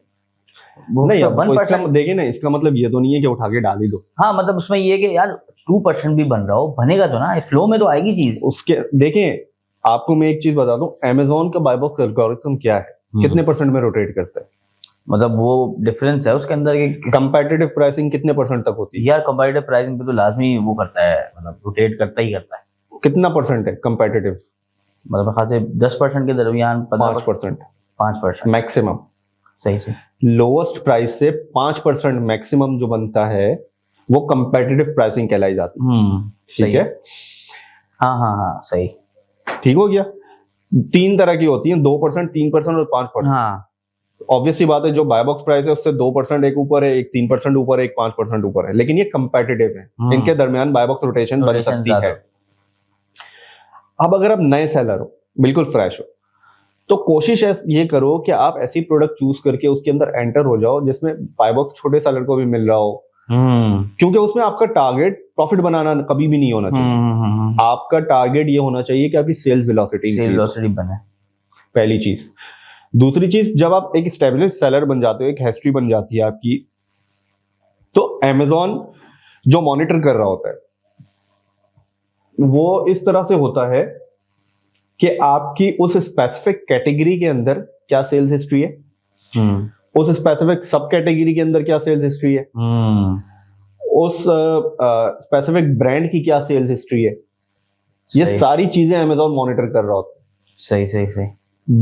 बेस्ड ऑन दैट आपको बाय बॉक्स रोटेशन मिलती है। ऐसा ही है। जो बड़े बड़े सेलर्स एक हाई प्राइस पे बैठे हुए होते हैं लेकिन कंपेटिटिव पे बैठे हुए होते हैं, हाँ, उनको सेल्स मिलती है। हाँ, ऐसा ही है। ऑब्वियसली मिलेगा, भले कम मिलेगा लेकिन मिलेगा। तो या तो आप कम सेल्स लेके ज्यादा प्रॉफिट कमा लो, हाँ, या ज्यादा सेल्स करके कम प्रॉफिट कमाओ। मैं यही कहता हूँ कि एक आइडियल प्रोडक्ट की मैं 2 ही कैटेगरी करता हूँ, वो यही है कि हाई BSR के ऊपर जब आप जाते हो तो मार्जिन अच्छे हो जाता है, जो कम बेचो या तो मार्जिन अच्छे हो। लेकिन ना, इसमें इन्वेस्टर का माइंडसेट क्या है? इन्वेस्टर क्या बोलता है? मुझे सेल्स चाहिए, मुझे सेल चाहिए। अब उसमें यही है ना कि बच्चा भी इसलिए कर रहा है, लड़का भी इसलिए कर रहा है क्योंकि पीछे से इन्वेस्टर ये कह रहा है। जो आप कह रहे हैं ना कि वो स्टक हुआ है 10% पे, 8% पे, 12% पे, जो क्यों? क्योंकि पीछे से लोग आज भी आप देखते वो बिजनेस को ही नहीं समझ रहा ना। आज भी आप देखते हैं ग्रुप के ऊपर लोग जो है ना वो कहते हैं कि भाई 10% वाली प्रोडक्ट अगर कोई दे सकता है तो उसी के साथ मैं काम करूंगा। अरे भाई, तुम पहले बिजनेस ही नहीं समझ पा रहे हो यार। मेरे पास प्रोडक्ट्स हैं 10% से ऊपर देगी, $1 लाख का MOQ लेगा कोई? हाँ ना, एग्जैक्टली ऐसा ही है। और मतलब कहता हूँ 1 हो सकता है, आपके जितने भी अकाउंट्स है ना वो सब आप जॉट डाउन करेंगे यार, 1-2 प्रोडक्ट तो हमारे पास ही 15% वाली होंगी, 30% वाली भी होंगी, मेरे पास 100% ROI भी पे है। हाँ ना, लेकिन वो 1 ऑफ द हो सकता है। 50% पे बिक रही है, मैं 1% ROI पे भी प्रोडक्ट बेच रहा हूँ। एग्जैक्टली। तो वो एवरेज नेट हमें देखना चाहिए कि यार कभी फायदा हो रहा है, कभी नुकसान हो रहा है, तो इसको बिजनेस के तौर। अभी रिसेंट में आपको गेम बताता हूँ। रिसेंटली मैंने एक पूरे पैलेट के ऊपर नुकसान किया है, पूरे पैलेट के ऊपर। पैलेट था कुछ 360 यूनिट्स का, नहीं सॉरी 240, 1100 यूनिट का पैलेट था। मैंने नुकसान किया। ऐसे ही है। जब हमने अच्छा, उसके अंदर बुराई हमारे साथ क्या हुई, अब उसमें वही वाली बात है कि कब आपको कैश आउट करना है कम से कम नुकसान में। पैलेट हमने ऑर्डर किया, ईद हमारी कब, ईद रमजान की ईद कब थी? मेरे ख्याल से अप्रैल में थी। अप्रैल मई में ही होगी। अभी जो आ रहा है मार्च में आ रहा है रमजान, तो पिछले साल भी इतने में ही आया। चलो अप्रैल की बात कर लो। अप्रैल में हमने ऑर्डर प्लेस किया रमजान की ईद पे, माल हमें मिला बकरा ईद के बाद। अब उसमें गेम क्या गंदा हुआ? गेम ये गंदा हुआ कि जब आप पैलेट की शिपमेंट बनाते हो अमेज़न पे, तो अमेज़न आपकी लिस्टिंग को लाइव कर देता है। ठीक है, प्रोडक्ट पे चल रही थी मैप, प्रोडक्ट पे चल रही थी मैप। अब गेम सारा ये हो गया कि हमने उसको ऑटोमेटिक प्राइसिंग के अंदर इनरोल करवा दिया था गलती से, और मिनिमम लगा दिया था कम। ओके, वो प्रोडक्ट लाइव हुई, ड्रॉप हो गई प्राइस, सप्लायर ने हमें माल नहीं दिया, बोले आपको माल 2 महीने बाद मिलेगा। तो 2 महीने वहां पे हम डिले हो गए। सही है। बकरा ईद आ गई, बकरा ईद के बाद हमें माल मिला। अब जब माल हमें मिला, वहां पे प्राइस आ गई नीचे। ब्रांड हमें बोलता है कि जी हमने लास्ट क्वार्टर के लिए मैप तोड़ने की इजाजत दे दी। ओ, ये तो गलत बात है। सही सही सही। और फिर क्या करें, रखने का फायदा ही नहीं है। 1100 यूनिट लास्ट क्वार्टर में रखना एक प्रोडक्ट का, वो और अगले जनवरी फरवरी आपको पता स्लो जाता है, ऐसे ही है। तो अब वो जैसे तैसे करके उसको बेच बाज के फारिग किया। 2 रकत नफल में भाई माल निकल गया। ऐसा ही। लेकिन वो नुकसान जो हुआ मेरा, वो नुकसान ऑटोमेटिक मेरा कवर हो चुका है। इसके अंदर देखें यही है ना कि एक प्रोडक्ट आपको नुकसान दे रही है अगर, और दूसरी 2 प्रोडक्ट तो दूसरा 2 फायदा देके मुझे एक ऑटोमेटिक बैलेंस कर देती है। तो वो ऑटोमेटिक मेरा लॉस नहीं माना। हाँ, प्रोडक्ट लेवल पे आप देखोगे तो वो लॉस होगा, लेकिन अगर अकाउंट लेवल पे देखोगे तो वो लॉस में नहीं है। मैं वहां पे सेफ हूँ फिलहाल फिर भी, अल्हम्दुलिल्लाह। इस तरह की बहुत सारी एग्जांपल्स हैं। और ये एग्जांपल्स क्यों है? Practical working. हाँ, हर तरीके का डिफरेंट एक्सपीरियंस। अब जो स्टूडेंट्स की अगर आप बात करते हो, तो स्टूडेंट्स को जब हम सिखा रहे होते हैं तो मेरा नॉर्मली सिखाने का या पढ़ाने का तरीका अलग है। मैं स्लाइड्स को नहीं पढ़ाता, मैं ना स्लाइड्स पढ़ाता हूँ ना मैं उसको फॉलो करता हूँ। हाँ, 1-2 सेशन में कोई स्लाइड्स होंगी तो मैं नॉर्मली चलाता हूँ Q&A बेस्ड और रियल एग्जांपल्स बेस्ड, क्योंकि डेली बेसिस पे हम काम कर रहे हैं। जब काम कर रहे हैं तो आपके पास डेली की कोई ना कोई नई चीज, लाइफ एक्सपीरियंसेस आते रहते हैं। उसको कम्युनिकेट करने में ज्यादा फायदा है। उसको कम्युनिकेट करने में ज्यादा फायदा है। अगर मैं आपको एक स्लाइड के ऊपर लिखी हुई चीज पढ़ा दूं, नहीं आना। एग्जैक्टली, कुछ समझ नहीं आया। जब तक स्टूडेंट भी वो अगर कुछ प्रैक्टिस करेगा तो कुछ समझ आएगा, नहीं तो वो इतनी बातें सुन ले और कुछ पल्ले नहीं पड़ना। और ये वो बातें जो हम बातें कर रहे हैं वो भी उन्हीं को समझ आएंगी जो कि शायद कर रहे होंगे। ऑब्वियसली बात है, जिसने करा ही उसको कुछ समझ ही नहीं आना। अब देखिए ना, नए सेलर्स, नए स्टूडेंट्स अभी भी होते हैं हमारे पास, नए सेलर्स होते हैं, उसमें से कुछ स्टार्ट कर पाते हैं, कुछ नहीं कर पाते। बात वही आती है कि लोग शायद छोड़ देते हैं, शायद उनको वो एक्सपेक्टेशन बहुत हाई रख के आते हैं। ऐसा ही। एक स्टूडेंट मेरे पास आया, एक स्टूडेंट ने एनरोल किया, उसने 3-4 क्लासेस ली। एक दिन आके बोलता है मुझे, सर इससे अच्छा तो मैं गाड़ियों का बिजनेस कर लूं। मैंने बोला भाई मर्जी है आपकी, कर लो। उसके अगले सेशन से वैसे ही वो नहीं आया। बाद में पता चला जी उसने अपना कोई फार्म शुरू कर दिया, मुर्गियां बेच रहा है। वही ना, मतलब उसमें ये कि मैं ये तो कहता हूँ कि आने से पहले रिसर्च कर लो, बनिस्बत इसके कि आने के बाद तुम फिर दोबारा अपने आप को बदलो। आप पहले ही मेरे पास कोई भी, देखिए बिजनेस अपनी जगह पे बहुत अच्छा है। हाँ, बहुत अच्छा बिजनेस। आपको सूट करे ना करे वो एक डिफरेंट बात है। हमारे साथ इतने लोग आए इंडस्ट्री के अंदर, हमारे साथ एंटर हुए, लेकिन किसी का चला किसी का नहीं चल पाया। कोई आउट हो गया, कोई कुछ और कर रहा है, कोई कुछ और कर रहा है। हमारे लता ने रिस्क शायद इसी से लिखा हुआ, तो लता ने चला रहे हैं। अब देखें ना, मेरी अभी कल परसों ही एक स्टूडेंट से बात हुई और उसने अपने अकाउंट पे नुकसान किया। ठीक है, अपना जो उसने अकाउंट चलाया उसमें उसने नुकसान किया, लेकिन Amazon का बिजनेस सीख के अब वो कंसल्टेंसी दे के बिजनेस बना रहा है। और उसकी कंसल्टेंसी सर्विस से दूसरों को फायदा भी हो रहा है। सही से अपना काम क्यों नहीं कर पाया? क्योंकि वो उसका बिजनेस मॉडल है ही नहीं। वो बोलता है मैं यहाँ पे टाइम नहीं लगा सकता, मैं सर्विसेज में टाइम लगा सकता हूँ। हाँ, सही। तो सर्विसेज की तरफ भी आप जा सकते हैं, सिंपल है। आप पहले समझें, करें, थोड़ा बहुत नुकसान है ना, उसको नुकसान को अपनी इन्वेस्टमेंट की अपॉर्चुनिटी, ऐसा ही है। ठीक है, जो कर सकते हैं वो आज भी $1000, $1500, $2000 कमा रहे हैं सुकून से बैठ के, कमा रहे हैं। सही है। अब जैसे कि अभी एक इशू आया हुआ था, जो नए अकाउंट है ना उन पे गेटेड का इशू आया हुआ है। अभी भी है ना, बच्चे लड़के हमें रोज बोलेंगे आसान भाई गेटेड। तो उसका क्या कोई है? Account does not qualify. हाँ, account does not sales history कोई। हाँ, एग्जैक्टली, सेल्स हिस्ट्री। मैंने खुद एक्सपीरियंस किया। हमारे अकाउंट के ऊपर एक Amazon ने प्रोडक्ट जो है ना वो हमने मंगवा भी ली, उसकी शिपमेंट एक दफा हम बेच चुके हैं, नेक्स्ट शिपमेंट बनाया जा रहा है, वो शिपमेंट वो कह रहा है मेरे अपने साथ हुआ भाई, साथ भी हुआ है। तो खैर, लेकिन उसके 6 महीने बाद या 8 महीने बाद उसकी इजाजत दे दी उसने ना। तो वो ये सेलिंग हिस्ट्री बहुत मैटर करती है इसके अंदर। सेलिंग हिस्ट्री मेन है। और इसके अंदर जो है वो जितना ज्यादा आप, अच्छा, एक मुझे एक बंदे ने एक चीज बताई थी बहुत अच्छी, और उसने एक पैटर्न बताया था। ये अंदर की बातें हैं सारी। अकाउंट सस्पेंशन से जो है ना काफी हद तक बचा जाता है इन चीजों से। पैटर्न ये था कि आप जब काम करने बैठते हो ना तो अपना एक पैटर्न बनाओ। आपने परफॉर्मेंस नोटिफिकेशंस में जाना है, सारी चीजें चेक करनी है, थोड़ा सा स्क्रॉल करना है, यहाँ वहाँ की चीजें पढ़नी है। आपने अकाउंट हेल्थ में जाना है, उसको मॉनिटर करना डेली बेसिस पे। ऐसा ही है। फीडबैक मैनेजर में जाना है, उसको प्रॉपरली देखना है, कोई ऐसी चीज नहीं है, भले कुछ नहीं होगा लेकिन एक एक मिनट आपने उन पेजेस पे स्पेंड करना है। इससे आपके अकाउंट की पूरी वो पैटर्न बनता है कि जी ये सेलर सारी चीजें डेली बेसिस पे चेक कर रहा है, चेक भी करता है। और दूसरा उसकी परफॉर्मेंस नोटिफिकेशन ना हर कोई उसको नहीं देखता रोज की बुनियाद पे। मैंने खुद देखा एक हमारी क्लाइंट थे, उनके परफॉर्मेंस नोटिफिकेशन आया हुआ वीडियो वेरिफिकेशन का, सही है ना, तो देखा ही नहीं 1 महीना। अब वो वहां जाके रीड भी मार्क नहीं कर रहा हाँ, रीड। अब वो अनरीड मार्क है तो अमेजोन के सिस्टम में क्या जा रहा है, देख ही नहीं रहा, तो अकाउंट सस्पेंशन आएगी नहीं आएगी। ऐसा ही है, ऐसा ही है। फ्लैग्स है ना, रेड फ्लैग जहां जहां आ रहा है वहां पे आपकी बत्ती बुझल रही है। ऐसा ही है। तो इन सारी जगहों पे आपको जाके मॉनिटर करें कि जी कुछ टाइम। अब मेरी टीम क्या करती है, मेरी टीम आती है सुबह में, ठीक है, सुबह 9 साढ़े 9 जितने बजे भी आगे बैठती है, तो वो इन सारे अकाउंट्स पे पहले एक बंदा फिक्स हुआ हुआ है। उसकी डेली की जॉब ये है कि वो सबसे पहले आएगा, हर अकाउंट को ओपन करके ये सारे ऑप्शंस में जाके टाइम स्पेंड करेगा थोड़ी देर के लिए, बारी बारी सारे अकाउंट्स पे ये करेगा। 5 साल से अभी तक कर रहे हैं, कोई सस्पेंशन नहीं है।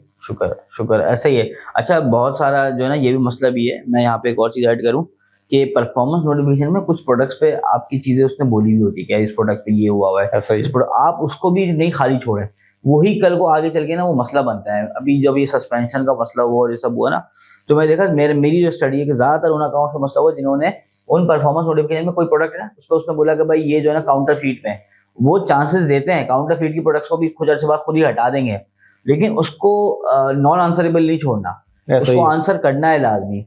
तो उससे क्या होगा कि आपके आगे आने वाले दिनों में फायदा होगा, क्योंकि आप हर चीज को लायबल दे रहे हो, आप हर चीज का जवाब दे रहे हो। और हमने फिर एक अकाउंट के ऊपर अभी बड़ा मसला आया और वो हमारी इनवॉइसेस भी नहीं मान रहा था, हालांकि सही थी वो इनवॉइसेस, लेकिन हमने उसको ऐसे नहीं छोड़ा। हमने ब्रांड से पूरे लेटर्स जमा करे, उसकी सप्लाई चेन जमा करी और उसको जमा कराया, उसने फिर उसको खोल दिया।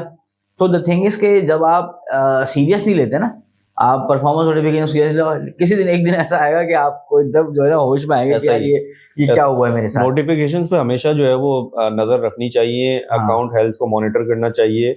इन सारी चीजों से पैटर्न जब आपका बनता है तो अमेजोन देखें, अमेजोन आपका पेज टाइम, पेज विजिट, ये सारी चीजें ट्रैक कर रहा है। लिंक अकाउंट का सस्पेंशन का इशू आता है तो वो ऐसे ही तो नहीं आता ना, वो ट्रैक कर रहा है तभी आ रहा है। ऐसा ही है। तो इन चीजों को भी वो ट्रैक कर रहा है कि जी इसकी एक हेल्दी बिजनेस चला रहा है, ये डेली बेसिस पे ये पेजेस जो है वो चेक कर रहे हैं, नोटिफिकेशंस चेक कर रहे हैं, तो उससे ऑटोमेटिक आपके अकाउंट की हेल्थ बढ़ती है।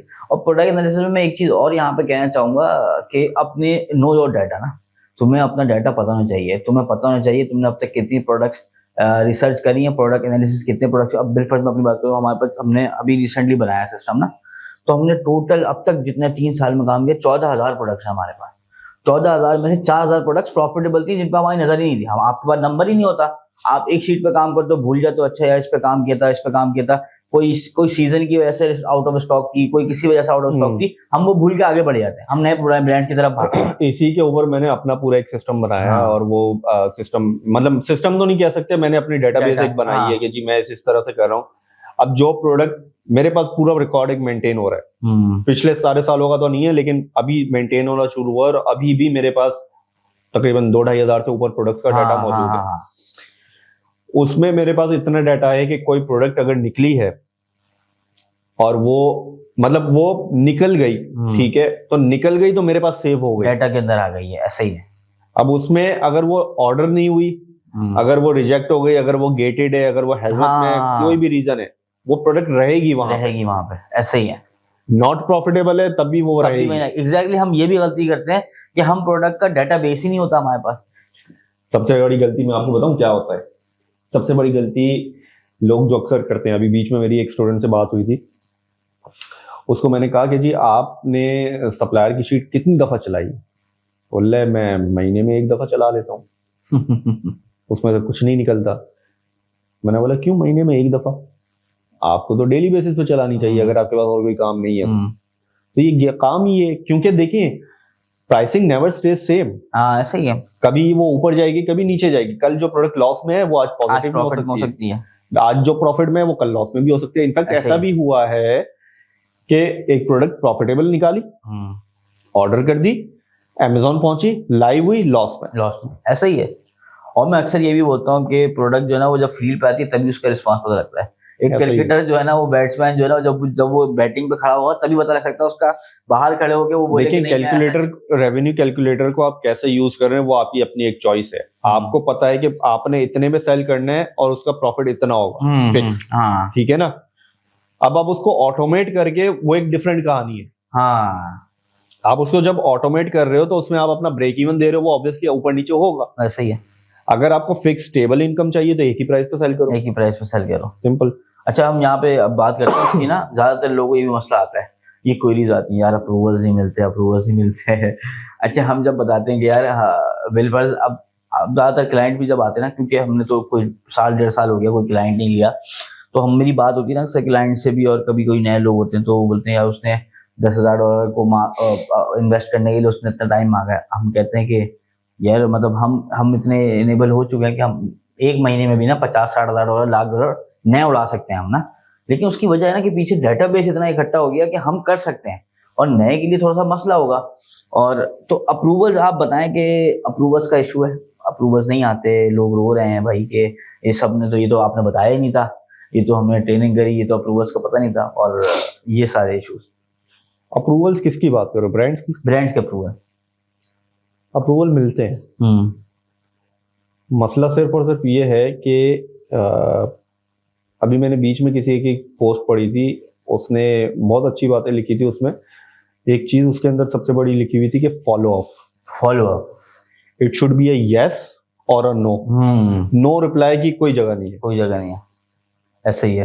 जब तक आपको यस या नो का जवाब नहीं आ रहा, आप फॉलो अप करते रहो। फॉलो अप करने के लिए भी एक पैटर्न होना। देखें, अब लास्ट कुछ सालों में, चूंकि हमने भी अच्छे खासे अमेज़न सेलर्स पैदा किए, तो लास्ट कुछ सालों में बहुत से सप्लायर्स, बहुत से ब्रांड्स के पास इंक्वायरीज बेतहाशा गई हैं। कुछ पंजाबी इंग्लिश में गई हैं, कुछ ऑर्डर का आर्डर बोलने वाले गए हैं। ऐसा ही है। और मतलब बहुत उनको भी पता है। हाँ, मैं अपने नाम से ईमेल यूज करता हूँ, सबका ऐसे ही, हमारे टीम में भी ऐसा ही है कि सब। तो अब उनके पास जब इंक्वायरी जाती है ना, तो वो कहते हैं कोई होगा ना, कोई नई इंक्वायरी साइड पे रखो, पैटर्न चेंज करो। मैं अपनी ईमेल्स जो लिखवाता हूँ चैट जीपीटी से लिखवाता हूँ, पता है। हर ब्रांड की एक स्पेसिफिक टेम्पलेटाइज्ड ईमेल बनती है, और वो अकॉर्डिंग टू, मतलब मेरे रिक्वायरमेंट्स के मुताबिक बनती है, लेकिन वो पिच हर एक की डिफरेंट होती है। प्लस पहली ईमेल आपकी जो होनी चाहिए, वो नॉर्मली लोग क्या करते हैं लोग ये कहते हैं कि मुझे अकाउंट खुलवाना है, और ये सब करके सबसे बड़ी गलती की है। एग्जैक्टली, सबसे बड़ी बेवकूफ़ी है।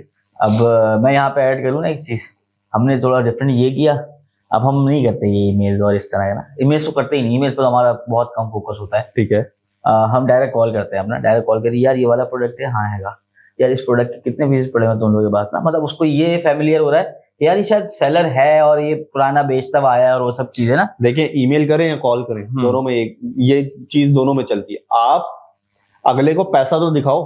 हाँ, आप अगर विंडो शॉपिंग करके निकल लोगे तो वो अपना टाइम क्यों जाया करेगा। और अक्सर लोग ये भी पूछते हैं ना आपसे कि यार कौन सी प्रोडक्ट में इंटरेस्टेड हो, आगे से बंदा कह रहा है तो भाई ये तो मैं रिसर्च करके नहीं आया, कुछ तो पता ही हमने ये नहीं। चीज ऐड कर दी कि हमें तो आपकी प्रोडक्ट लिस्ट चाहिए, उसमें से बैठ के देखेंगे। भाई पहले रिसर्च तो रिसर्च कर लो।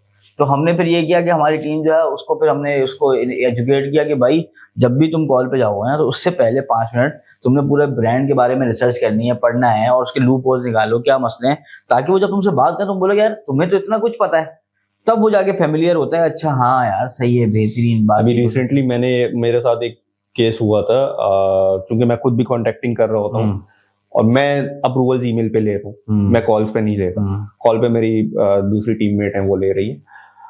तो मैंने ईमेल की एक ब्रांड को, और उस ब्रांड ने मुझे कहा कि जी हम नहीं दे सकते। ठीक है, मना कर दिया। ठीक है, नहीं दे सकते, तो मैंने आगे से एक सवाल किया कि कोई खास वजह है जो आप नहीं दे सकते, क्या प्रॉब्लम क्या है, पता तो चलेगा। तो वहां से बात चलते चलते एंड में वो ब्रांड मेरे पास लैंड हो चुका। क्यों? उसकी मसला ये था कि वो कहता है कि जी लोग मेरी मैप फॉलो नहीं कर रहे। अच्छा, मैंने वहां पे उसको यकीन दिला दिया कि जी हम तो एक स्टेब्लिश सेलर हैं, ये प्रॉब्लम्स हैं आपकी लिस्टिंग में, हम इसको इम्प्रूव करने में भी हेल्प कर सकते हैं। तो जब आप वैल्यू प्रोवाइड करते हो वहां पे ऑटोमेटिक कन्वर्जन आता है। एक और केस हुआ मेरे साथ, उसमें मैंने एक ब्रांड को ईमेल की, उसने मुझे कहा कि हम एक as a buying group purchase करते हैं ना, मल्टीपल कंपनीज हैं, मल्टीपल अकाउंट्स चल रहे होते हैं। तो एक ब्रांड को मैंने ईमेल की, हमने कहा कि जी हमें ये इन्वेंट्री चाहिए, क्योंकि मैं जब ईमेल करता हूं तो मैं स्पेसिफिक प्रोडक्ट के साथ ईमेल करता हूं कि मुझे इस प्रोडक्ट के इतने यूनिट्स चाहिए, मुझे होलसेल प्राइस बताओ। मैं ये नहीं कहता होलसेल प्राइस ले दे दो, अकाउंट खुलवा दो, ये सब वो फजूल हो। मैंने प्रोडक्ट उसको भेजी, मैंने बोला मुझे 20 यूनिट्स चाहिए, मुझे इसकी 20 नहीं, मेरे ख्याल से 50 यूनिट्स की बात हो रही थी, मुझे इसके होलसेल प्राइसेस बता दो। तो उसने कहा कि हम इतने छोटे ऑर्डर्स में डील नहीं करते। साथ में उसने एक अच्छा काम किया। अच्छा काम ये किया कि उसने अपने डिस्ट्रीब्यूटर को सीसी में रखा और मुझे इंट्रोड्यूस करवा दिया कि जिनको जो चाहिए वो दे दो। ओके, अब वो अकाउंट खुलाना तो इजी हो गया। अब इसमें भी गेम आई। ठीक है, उसने इंट्रोड्यूस करवा दिया, हमने अकाउंट वगैरह ओपन करवा दिया। अब हमने उस फिर हम डायरेक्ट हो गए डिस्ट्रीब्यूटर के साथ। ऑब्वियसली ब्रांड को हर ईमेल में डालना फायदा नहीं है। डिस्ट्रीब्यूटर से जब डायरेक्ट हुए तो हमने उसको अमेजोन वगैरह का कहा कि जी अमेजोन शिप करवाना है, ये वो। तो डिस्ट्रीब्यूटर हमें कहता है कि जी हम अमेजोन के लिए माल नहीं देंगे।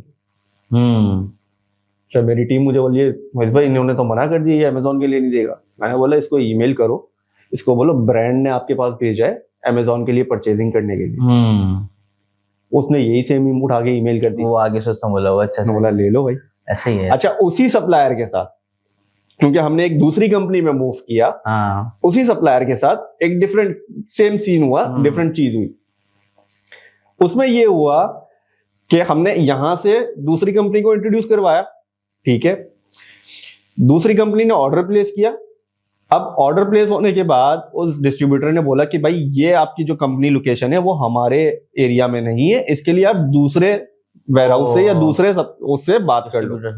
दूसरे डिस्ट्रीब्यूटर से नहीं, डिस्ट्रीब्यूटर वही है। अच्छा, लेकिन उसके मैनेजर या ब्रांच एक डिफरेंट होगी, डिफरेंट स्टेट की है। अच्छा हम चले गए दूसरी ब्रांच के पास, ईमेल की कि जी हमें ये माल चाहिए। ऑर्डर अप्रूव हो गया।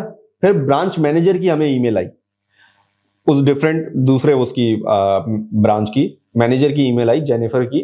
वो हमें कहती है कि जी हम आपको अलाउ नहीं कर सकते। तो हमने ब्रांड को दोबारा ईमेल कर दी। हमने ब्रांड को ईमेल की कि जी हमें, अच्छा ब्रांड को जब हमने ईमेल की तो ब्रांड को हमने क्वांटिटी बढ़ा के डबल क्वांटिटी के साथ ईमेल कर दी कि हमें ये माल चाहिए, आपका डिस्ट्रीब्यूटर हमें मना कर रहा है। सही हमें डायरेक्ट माल दे दो। ब्रांड ने क्या गेम किया, ब्रांड ने डिस्ट्रीब्यूटर को, नए ब्रांच वाले डिस्ट्रीब्यूटर को सीसी में डाला, उनको बोला कि जी आपका ऑर्डर प्रोसेस में, इनको इनसे बात कर लो जो करनी है। ओ अच्छा, अभी तक बीच में अमेजोन नहीं डाला। अमेजोन नहीं डाला, लेकिन जब ब्रांड की तरफ से गया तो उसने बोला अब माल भी मिल रहा है। तो इट्स ऑल अबाउट कि आप अपने रास्ते निकालते हो, आप रिजेक्शन को फेस करना आपको आता हो। एक दूसरे ब्रांड के साथ मेरी एक बात चल रही है, उसमें मैंने एक डिफरेंट गेम खेली है। उस ब्रांड को हम सेल कर रहे हैं, उस ब्रांड के डायरेक्ट ओनर के साथ हमारी कम्युनिकेशन है, ठीक है। अब मैंने उसको एक डिफरेंट पिच की।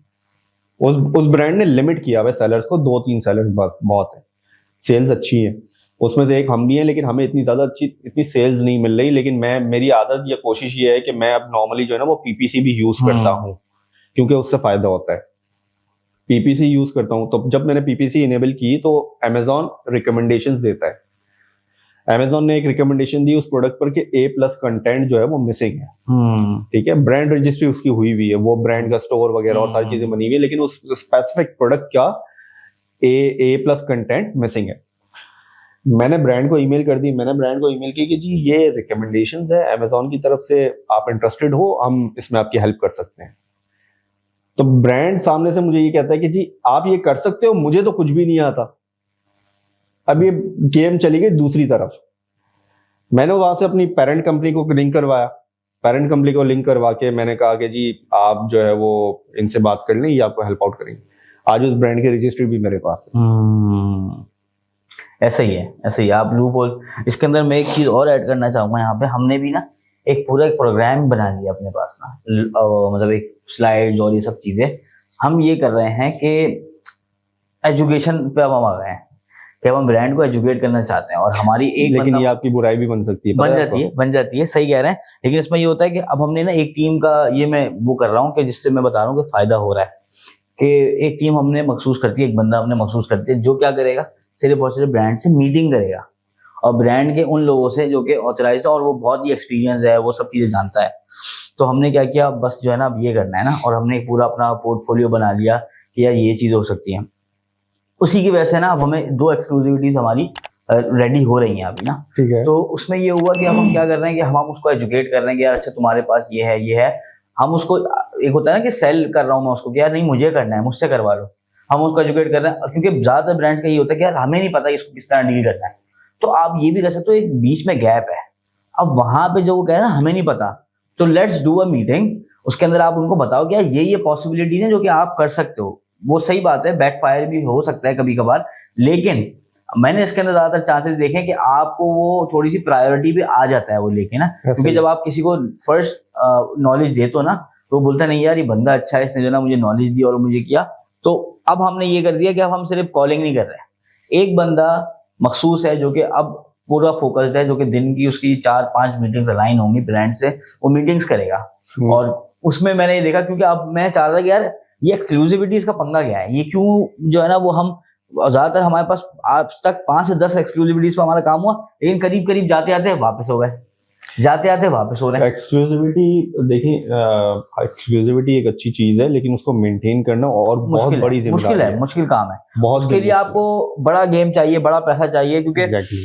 अब हमने भी तो ये देखा ना, हमने अब कोई बंदा है कि $50,000 की सेलिंग हो रही है महीने की, तो आपसे $50,000 की बाइंग नहीं मांगेगा और आपसे बोलेगा भाई $1,00,000 की बाइंग कर, ऐसा ही तो आपको एक्स्ट्रा $50,000 होना चाहिए। ऊपर से आपके ऊपर जिम्मेदारी ये आ जाती है कि आपको अपना कैश फ्लो बहुत स्पीड से मेंटेन करना पड़ता है। ऐसा ही है, क्योंकि आप ब्रांड की लिस्टिंग को आउट ऑफ स्टॉक जाने नहीं दे सकते। ऐसा ही है। उसके अंदर फिर जैसे आप कहे ना बाइंग ग्रुप, इसके बारे में मैं बात करता हूँ आपसे। तो हमने वो बाइंग ग्रुप बनाया हुआ है। हमने जब भी कभी एक्सक्लूसिविटी की बात होती है तो हम अकेले नहीं बोलते, हम कहते हैं भाई हमारी पूरी ग्रुप है, ये आएगा और हम उसके अंदर सेलेक्ट कर लेते हैं ये 4 कंपनी है जो कि बैठेंगी, और वो उसमें होता है रिस्क भी मिटिगेट हो गया, डाइवर्सिफिकेशन भी हो गई, लेकिन उसमें एक्सक्लूसिविटी नहीं होती ना। एक्सक्लूसिविटी नहीं होती, वो सेमी एक्सक्लूसिविटी होती है जो कि सेलर मखसूस कर देता है। वो बेसिकली ये होता है, हम इसको इस तरह से चलाते हैं कि हमारी एक पेरेंट कंपनी है, ठीक है, उसके अंडर मल्टीपल कंपनीज है, ठीक हो गया।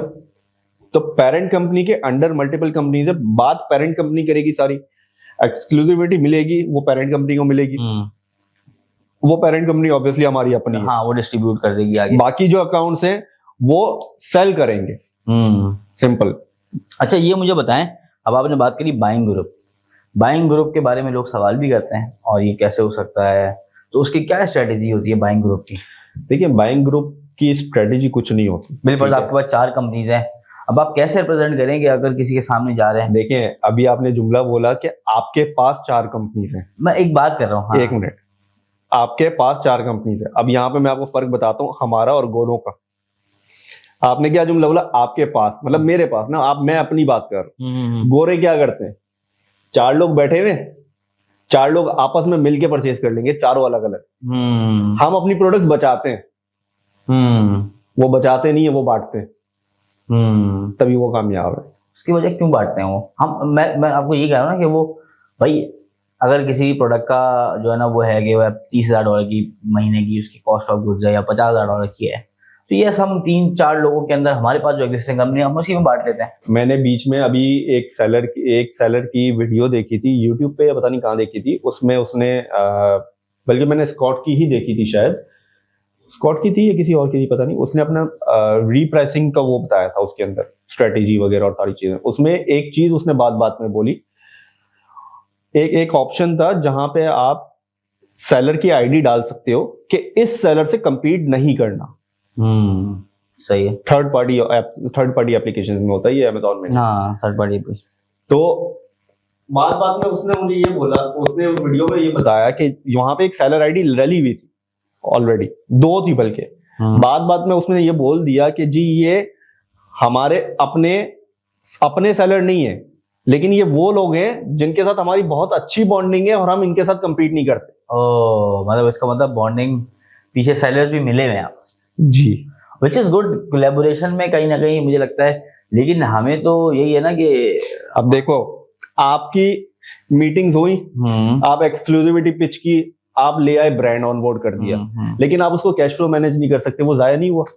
वही मैं कह रहा हूँ ना। अब अगर आपकी नेटवर्किंग है, आपके तो साथ मजीद और लोग हैं, तो आपका वहां बाइंग ग्रुप काम आता है। ऐसा ही है। अब बाइंग ग्रुप क्या करेगा? बाइंग ग्रुप मिलके वो सारी परचेजिंग करेगा, उसका एमओक्यू पूरा कर देगा। और उसमें अच्छी बात ये कि डिवाइड भी हो जाता है, रिस्क भी मिटिगेट हो जाता है, प्राइस वॉर नहीं होती, आसानी हो जाती है। तो ऐसा ही है। अच्छा, हम बाइंग ग्रुप, मैं अपने आप ये कह रहा हूँ कि बिल फर्ज हमारी 4-5 कंपनी है जिनका 3-4 लाख का डॉलर का बजट है, तो उसको मैं समझ रहा हूँ बाइंग ग्रुप। अच्छा, कभी कभार ये भी प्रॉब्लम आती है कि यार एक कुछ वो है ना, जैसे कि हमारी कंपनी के ऊपर कोई ब्रांड अप्रूव है, तो बोले यार मैं ये इस कंपनी पे खोल दो ब्रांड ना, तो उसमें भी वो नखरे दिखाता है कि नहीं इसको ऊपर नहीं खोलूंगा, ये है मसाइल हैं, हम नहीं अकाउंट खोल ले। तो उसको किस तरह देखते हैं? कैसे मैंने बहुत मूव किए हैं ऐसे। अकाउंट मत खोलो, ऑर्डर प्लेस करो। लेकिन अब मसला है मुझे भाई, मसला अब मैं बता रहा हूँ क्या है। अब अमेजोन अभी जो रिसेंटली सबका मसला आया, ये जो है ना वो इसका क्या कहते सप्लाई चेन का इशू जो आया, इस पे सेक्शन 3 के अंडर रिव्यू में गया अकाउंट, उसमें वो मांग रहा है सप्लाई चेन प्लस प्रूफ मांग रहा है हर एक। तो उसमें वो अच्छा, एक तो 2 तरीके हैं इसके अंदर ना। एक तो ये है कि आप पेरेंट कंपनी से खरीद के दूसरी कंपनी में लेके आ रहे हो, ये नहीं करना। नहीं, ये एग्जैक्टली मैं यहाँ पे वो कर रहा था कि ये नहीं हो सकता। आप डायरेक्टली उसी कंपनी के नाम पे इनवॉइस के लिए तो आपको अपनी कंपनी की फॉर्मेशन पूरी चेंज करवानी पड़ेगी। हाँ, आपको डिस्ट्रीब्यूशन पे आना पड़ेगा। आपकी कंपनी जो नॉर्मली खुलती है वो रिटेल पे खुलती है। हाँ, ठीक है। 45110 मेरे ख्याल से NAICS कोड है, वो रिटेल का है। आपको अपनी कंपनी का मॉडल चेंज करके डिस्ट्रीब्यूशन पे आना करे, अगर आप वो काम करना चाहते हो डिस्ट्रीब्यूशन वाले। ठीक है, पहले। दूसरी चीज कि ब्रांड घुमाना की जब बात आती है तो आप उसको ये मत बोलो कि मेरी दूसरी कंपनी का अकाउंट बनाओ, उसको बोलो यार मुझे ये ऑर्डर प्रोसेस करना है लेकिन ये मेरी दूसरी कंपनी से करना है, आप उसका ऑर्डर प्लेस कर दो, अगले बंदे को सीसी में डाल दो, सिंपल। और इनवॉइस उसी के नाम पे बनेगी, सब कुछ कार्ड वार्ड उसी का चार्ज होगा, सब कुछ सही बहुत आसानी से हो जाता है। हमने डिस्ट्रीब्यूटर से होलसेलर्स घुमाए ऐसे। आप तो ब्रांड की बात कर रहे हो। नहीं बिल्कुल ऐसा ही है, लेकिन कुछ ऐसे होते हैं जो कि इसमें इसको मेरे पास कुछ हैं ऐसे जो कि इसको मानते नहीं है, मतलब वो कहते हैं, लेकिन इसका एक डाउनफॉल भी है। ये करते हैं, कहते हैं भाई आप अपनी कंपनी रखो, कार्ड भले हम चार्ज कर लेंगे लेकिन इनवॉइस जो है ना वो हम नहीं बनाएंगे। इसका एक नहीं, कार्ड वो सब हो जाता है जब आपका अकाउंट एक दूसरी कंपनी में मूव हो जाता है। दूसरी कंपनी जब ऑर्डर प्लेस कर रही है बिजनेस का, तो वो इनवॉइस ऑटोमेटिक उसके नाम की बनती है। लेकिन इसमें एक डाउनफॉल है और वो बहुत खतरनाक है। गलती से भी अगर आपका एक अकाउंट गया मतलब आपकी ब्रांड के साथ बात खराब हुई, मैप वायलेशन हुई, कुछ भी हुई, आपकी सारी कंपनीज का बंद। ऐसा ही है, ये प्रॉब्लम है। बहुत दफा तो ऐसा भी होता है कि अगर आप शिपिंग एड्रेस है ना उससे पहचान लेते हैं, वहां जाएगी आइटम, नहीं उससे नहीं फर्क पड़ता क्योंकि ब्रांड को पता होता है कि पीछे एक ही है। हाँ, तो उससे इतना बड़ा मसला नहीं है। इसकी मैं एग्जांपल आपको इस तरह से देता हूं कि एक ब्रांड की प्रोडक्ट हम बेच रहे हैं, स्ट्रिक्ट मैप के ऊपर है। ठीक है, आप उससे 10 कंपनी से ऑर्डर प्लेस करो, वो ऑर्डर दे दे, फुलफिल कर देगा, लेकिन वो खुद मॉनिटर कर रहा है ब्रांड मैप को, बोलेगा कुछ भी नहीं बोलेगा। आपको इन्वेंटरी भी सेल कर देने देगा बिलो मैप जाके। जब नया ऑर्डर प्लेस करोगे ना तो बोलेगा अल्लाह हाफिज। ऐसा ही है, बहुत दफा ऐसा होता है। तो आपको बोलेगा मुझे माल नहीं देना, सिंपल। तो वैसे केस में अगर मैं लिंक करवा दूं अपने सारे अकाउंट को तो वो मेरे लिए खतरनाक, नुकसानदेह है। ऐसे ही है। अभी मैं उस प्रोडक्ट पे प्राइम एक्सक्लूसिव के थ्रू माल बेच रहा हूँ, कूपन लगा के माल बेच रहा हूँ, सही डिस्काउंट्स लगा के माल बेच रहा हूँ, मुझे मिल रही है सेल्स। लेकिन जब अगर मैं उसको, मेरे 2 अकाउंट ऐसे उसके साथ बंद हो चुके हैं ड्यू टू मैप वायलेशन, मैंने मैप से नीचे जाके प्राइस को ड्रॉप किया और सारी इन्वेंट्री सेल कर दी। कभी कभार ऐसी सिचुएशन बन जाती है कि आपको करना पड़ जाता है। अब देखिए इसका भी ऑल्टरनेट है, ब्रांड को आपको बताना पड़ता है कि भाई स्टोरी। अब एक ब्रांड है, उसके साथ मेरी बात हुई, उसकी प्रोडक्ट्स हम सेल कर रहे हैं, वो भी मैप के ऊपर है। उसने मुझे कहा कि जी आप कोई डिस्काउंट्स वगैरह मत नहीं लगा सकते, आपको मैप पे रहना है, सारी चीजें। मैंने इन्वेंट्री ले ली, सब कुछ हो गया, ठीक है। अब उस प्रोडक्ट के ऊपर दूसरे सेलर्स जो हैं वो प्राइम एक्सक्लूसिव और डिस्काउंट्स लगा के बैठे हुए। मैंने ब्रांड को सिंपल सी ईमेल की, मैंने बोला कि जी आपने तो मना किया था, दूसरे सेलर्स जो है वो ये ऑलरेडी कर रहे हैं, तो क्या आप हमें भी इजाजत दे रहे हो करने की? उसका रिप्लाई है yes you can do it. Okay, simple, सही।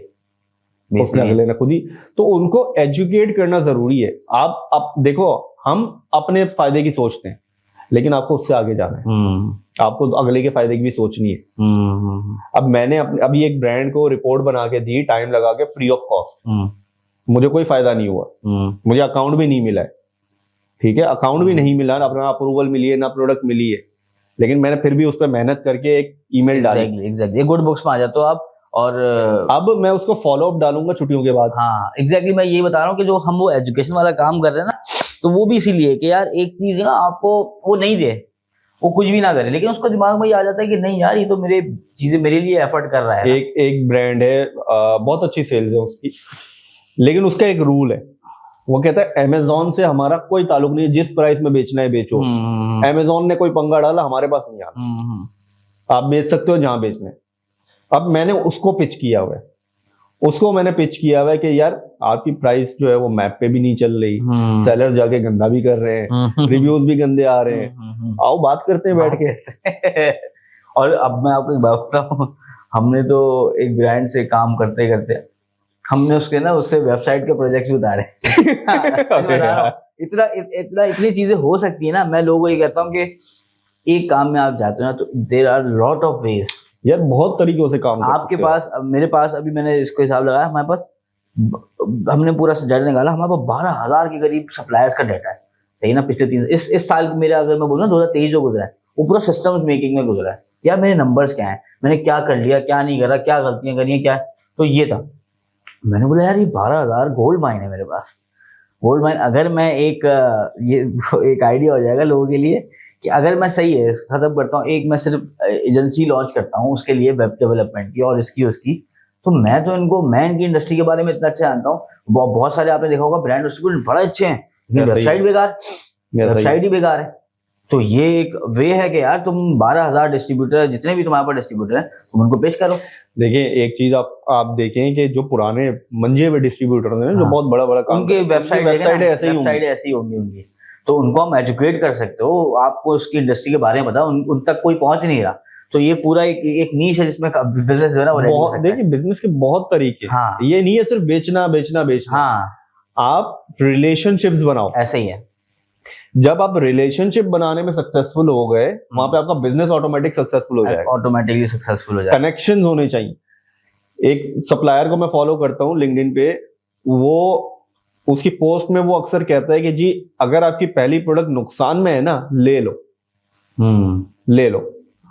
आपके पास अगर एक कोट आया है, हाँ, अप्रूवल मिला है, कोट आया है, नुकसान में है, खरीद लो, जाने मत दो। उसने अभी एक टैक्टिक, एक दूसरे बंदे को मैं फॉलो करता हूं, उसने एक टैक्टिक बताई कि जी आपने ब्रांड को अप्रोच किया ऑर्डर के साथ, आपके पास प्राइस कोड आया, आपने बात की, सब कुछ हो गया, आपने बोला अच्छा मैं एक हफ्ते में मैं एप्लीकेशन फिल करके दे रहा हूँ, 2-4 दिन में, 2-4 दिन की जब आप बात कर रहे हो तो आधे घंटे में वो काम करके उसको दे दो। आपके पास प्राइस आई, 30 मिनट के अंदर ऑर्डर प्लेस कर दो। अच्छा ये भी होता है, बहुत दफा ऐसा होता है कि आपने ऑर्डर अप्रूव करा लिया था, उसको आपको देखने का मौका ही नहीं मिला। क्यों? क्योंकि आप सिर्फ आगे भागे जा रहे हो। बहुत सारे लोग ये गलती भी करते हैं कि उनका काम है सिर्फ अप्रूवल कराना, अप्रूवल कराया। अभी भाई सही तरीके से ब्रांड को छानो तो सही, उनके क्या चीजें वो देखेंगे नहीं उस तरह। उन्होंने शीट स्कैन करी, नहीं यार अच्छा कुछ जो आपको पता है जिसकी प्राइस लिस्ट नहीं होती उस पर काम करने में भी कोफ्त होती है। अबे यार वेबसाइट से कौन निकालेगा। आप अभी मेरी लॉटरी लगी है, ऐसे पता है, मेरी लॉटरी लगी है इसी तरह। हाँ। एक ब्रांड का अप्रूवल आया, मेरे ख्याल से 2 महीने पहले का अप्रूवल था, हमने छोड़ा हुआ था क्योंकि टाइम वैसे ही नहीं है, प्राइस लिस्ट नहीं है, कौन चेक करेगा, क्या होगा। अचानक से अभी मैं नवंबर और दिसंबर में मैंने थोड़ा सा फोकस किया दोबारा लीड्स को निकालने का, जो जिन लीड्स को हमने छोड़ा हुआ है, नॉट प्रॉफिटेबल पे छोड़ा हुआ था, उन सारी लीड्स को देखने का मौका मिला। उसमें से एक सप्लायर ये भी मिला। अब मैंने जाके उसकी वेबसाइट वगैरह ऐसे ही देखी, क्योंकि मैं खुद बेसिकली चेक कर रहा था सारी चीजें, तो मैंने वेबसाइट पे जाके देखा तो उसके एक एसिन था, वो एसिन मुझे बाय 2 गेट 1 फ्री पे मिल रहा था, डील चल रही थी। लॉटरी है वाकई। मैंने उठा लिया। हाँ ना, जो एसिन हमने छोड़ा हुआ था नॉट प्रॉफिटेबल के ऊपर, हाँ। आज वही एसिन मुझे $4 पर यूनिट का प्रॉफिट दे रहा है। बताओ यार, ये बात है ना कि नजर रखने की बात है हम लोग, लेकिन आप नहीं रख सकते। आप जितनी कोशिश कर लो ऐसे। लेकिन मुझे लगता है कि हम अगर इसको सिस्टमाइज कर दें, हम कहीं ना कहीं इसको नजर रख भी सकते हैं। अगर बिलफर्ज में अपने डाटा से फिल्टर आउट करके, मैं कहता हूँ डाटा अगर आपका बातचीत के काबिल हो जाए ना तो आप बहुत काम ले सकते हो उससे। लेकिन अब देखो जिस सप्लायर की मैं बात कर रहा हूँ, वही सप्लायर एक अपॉर्चुनिटी बन सकता था अगर मैं बाइंग ग्रुप के थ्रू सारा माल उठा लेता, हाँ आगे छुट्टियां थी, सप्लायर के बाद नया माल आता नहीं, ऐसा ही है। ऐसा ही है। अमेजोन पे सेल्स उसकी अच्छी है, वो मुझे नजर आ रहा है, मैं डोमिनेट नहीं कर सकता था। तो यहाँ पे बात आती है कनेक्शंस की। हाँ, कनेक्शंस की, सिंपल, बिल्कुल ऐसा ही है। अच्छा जी, इसके अंदर हमने ब्रांड को भी डिस्कस कर लिया, प्रोडक्ट्स को भी डिस्कस कर लिया। अब मुझे ये बताइए कि इसके अंदर आपको एक सबसे बड़ा जो प्रॉब्लम है और मसला है, और सब लोग बात भी करते हैं उसके ऊपर, मार्जिन्स। एक अप्रोच मार्जिन्स को लेके क्या है, एक अमूमन नेट मार्जिन्स क्या है इस बिजनेस के, ईयरली बेस के ऊपर या मंथली बेस के ऊपर? यार अब प्रोजेक्ट नहीं कर सकते, नहीं प्रोजेक्ट कर कभी भी नहीं कर सकते। 10% बोल दें, 15% बोलने को कुछ भी बोल सकते हैं, लेकिन आप प्रोजेक्शन नहीं कर सकते। मैं भी इसी को कहता हूँ कि यू नेवर नो। मैं इसको अगर मैं ईयरली बहुत प्रिसाइज करके भी चलता हूँ ना, बहुत प्रिसाइज करके चलूँ, तो मैं कहता हूँ ईयरली 50 to 80% के दरमियान में आप साल पे अपने कैपिटल पे बना सकते हो। सही ना? बहुत ज्यादा बता रहे हो। हाँ, नहीं, ईयरली 50 to 80% के दरमियान। अगर बिलफर्ड में 10,000 प्रॉफिट मार्जिन की क्या बात कर रहे हो आप? प्रॉफिट मार्जिन से मुराद ये कि कैपिटल पे जो पैसा बनता है। मैं अभी उसकी नहीं बात कर रहा, मैं बिजनेस की बात नहीं कर रहा। मैं कह रहा हूँ अगर मैं $10,000 लगाए इसके अंदर या $20,000 लगाए, तो मैं साल के, अगर मैं खुद काम कर रहा हूँ, खुद सब कुछ कर रहा हूँ ना, मैं खुद एजेंसी हूँ, तो मुझे लगता है कि 50 से लेकर 80% के दरमियान आप समाओ लाइक। आप ये कह रहे हो कि अगर आपने 10,000 लगाया है तो आप उसको 15,000 कर सकते हो साल में? नहीं नहीं नहीं, ये नहीं कह रहा मैं। 50% कैपिटल एडअप कर सकते हो ना आप? नहीं, मैं ये कह रहा हूँ कि अगर बिलफर्ड 10,000 है ना, तो अगर साल के अंदर कितना हो गया, 10,000 पे 50% अगर मैं निकालूंगा तो $5,000 का प्रॉफिट, तो टोटल कैपिटल आपका $15,000 का हो जाएगा। वही हो गया ना। तो हाँ। आप बेसिकली 50% ROI। हाँ, 50% साल का ज्यादा बता रहे हो मेरे ख्याल से, क्योंकि इसमें महीना कितना बन रहा है, 5% बन रहा है। आप बहुत ज्यादा बता रहे हो। इसकी मैं आपको एक सिंपल सी वजह बताता हूँ कि आप एक्सपेंसेस मिस आउट कर रहे हो। नहीं, हाँ, 50% पे एक्सपेंसेस में सब कुछ देखें। चलिए महीने का बताएंगे कितना एवरेज आप मार्जिन बनाते होंगे। देखो, जब आप बिजनेस चला रहे हो उसकी टैक्स भी है। बिल्कुल ऐसा ही है, टैक्स भी है, सेलर बोर्ड भी है, हर एक ईच एंड एवरी इंडिविजुअल ना। तो उसमें मुझे लगता है कि आप सब कुछ लगा भी लो। सही ना? अगर बिलफर्ड मैं अगर बना रहा हूँ यूएस के अंदर, आप एवरेज मंथली मार्जिन कितना बना सकते हैं? मैं अपने अकाउंट बना रहा हूँ ना, तो हम 7 से 8% बना देते हैं।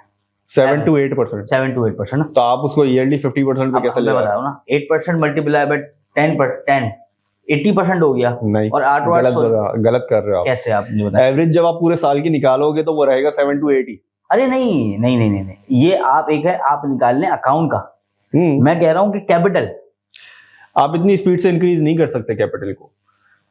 नहीं, अब देखिए ना, यहाँ पे अगर आपने किसी भी अपने एक अकाउंट के अंदर $10,000 डाले, ठीक है, सही ना, एक साल बाद वो $10,000 से कितने $1,000 हो जाएंगे टोटल, अगर हमने उसमें तो कोई प्रॉफिट नहीं निकाला। प्रॉफिट नहीं निकाला? हाँ, मैं इसी कंडीशन की बात करूँ, इसमें प्रॉफिट नहीं निकाला, फिर हो सकता है इंक्रीज। हाँ, मैं इसी कंडीशन। लेकिन आपको उसके साथ एक्सपेंसेस भी मिनिमम रखने पड़ेंगे। हाँ, मतलब मैं वही कह रहा हूँ ना कि मेरे कोई ना बीए के चार्जेस हैं, ये मैं नेट मार्जिन बता रहा हूँ। तो आप मैंने आपको कहा कि आप एक्सपेंसेस नहीं चला रहे हो। नहीं, मेरा बताने का मकसद ये कि अगर मैं हूँ और मैं काम भी मेरे साथ भी मैं ही हूँ। बिल्कुल ऐसा ही है, मैं हूँ, मेरे साथ भी बीए भी मैं ही हूँ और मेरी ही इन्वेस्टमेंट है, सब कुछ है। तो इस केस के अंदर मेरा मानना ये है कि आप 80% तक साल का बना ले, तो फिर आप बना सकते हो। और एक इन्वेस्टर को अगर मैं कहता हूँ ना, एक इन्वेस्टर वो बनाता है अपने कैपिटल पे 30% से लेके 40% से 50% के दरमियान एक इन्वेस्टर बना देता है। प्रॉफिट मार्जिन या आरओआई? सिर्फ प्रॉफिट मार्जिन या आरओआई? आरओआई समझ लें आप इसको, आरओआई, ठीक है, सही है ना। अगर वो $10,000 लगाता है तो साल बाद, या साल बाद तो नहीं कहूंगा, शायद इसको हम और इलोंगेट कर लेते हैं क्योंकि उसमें 3-4 महीने उसके भी आ जाते हैं।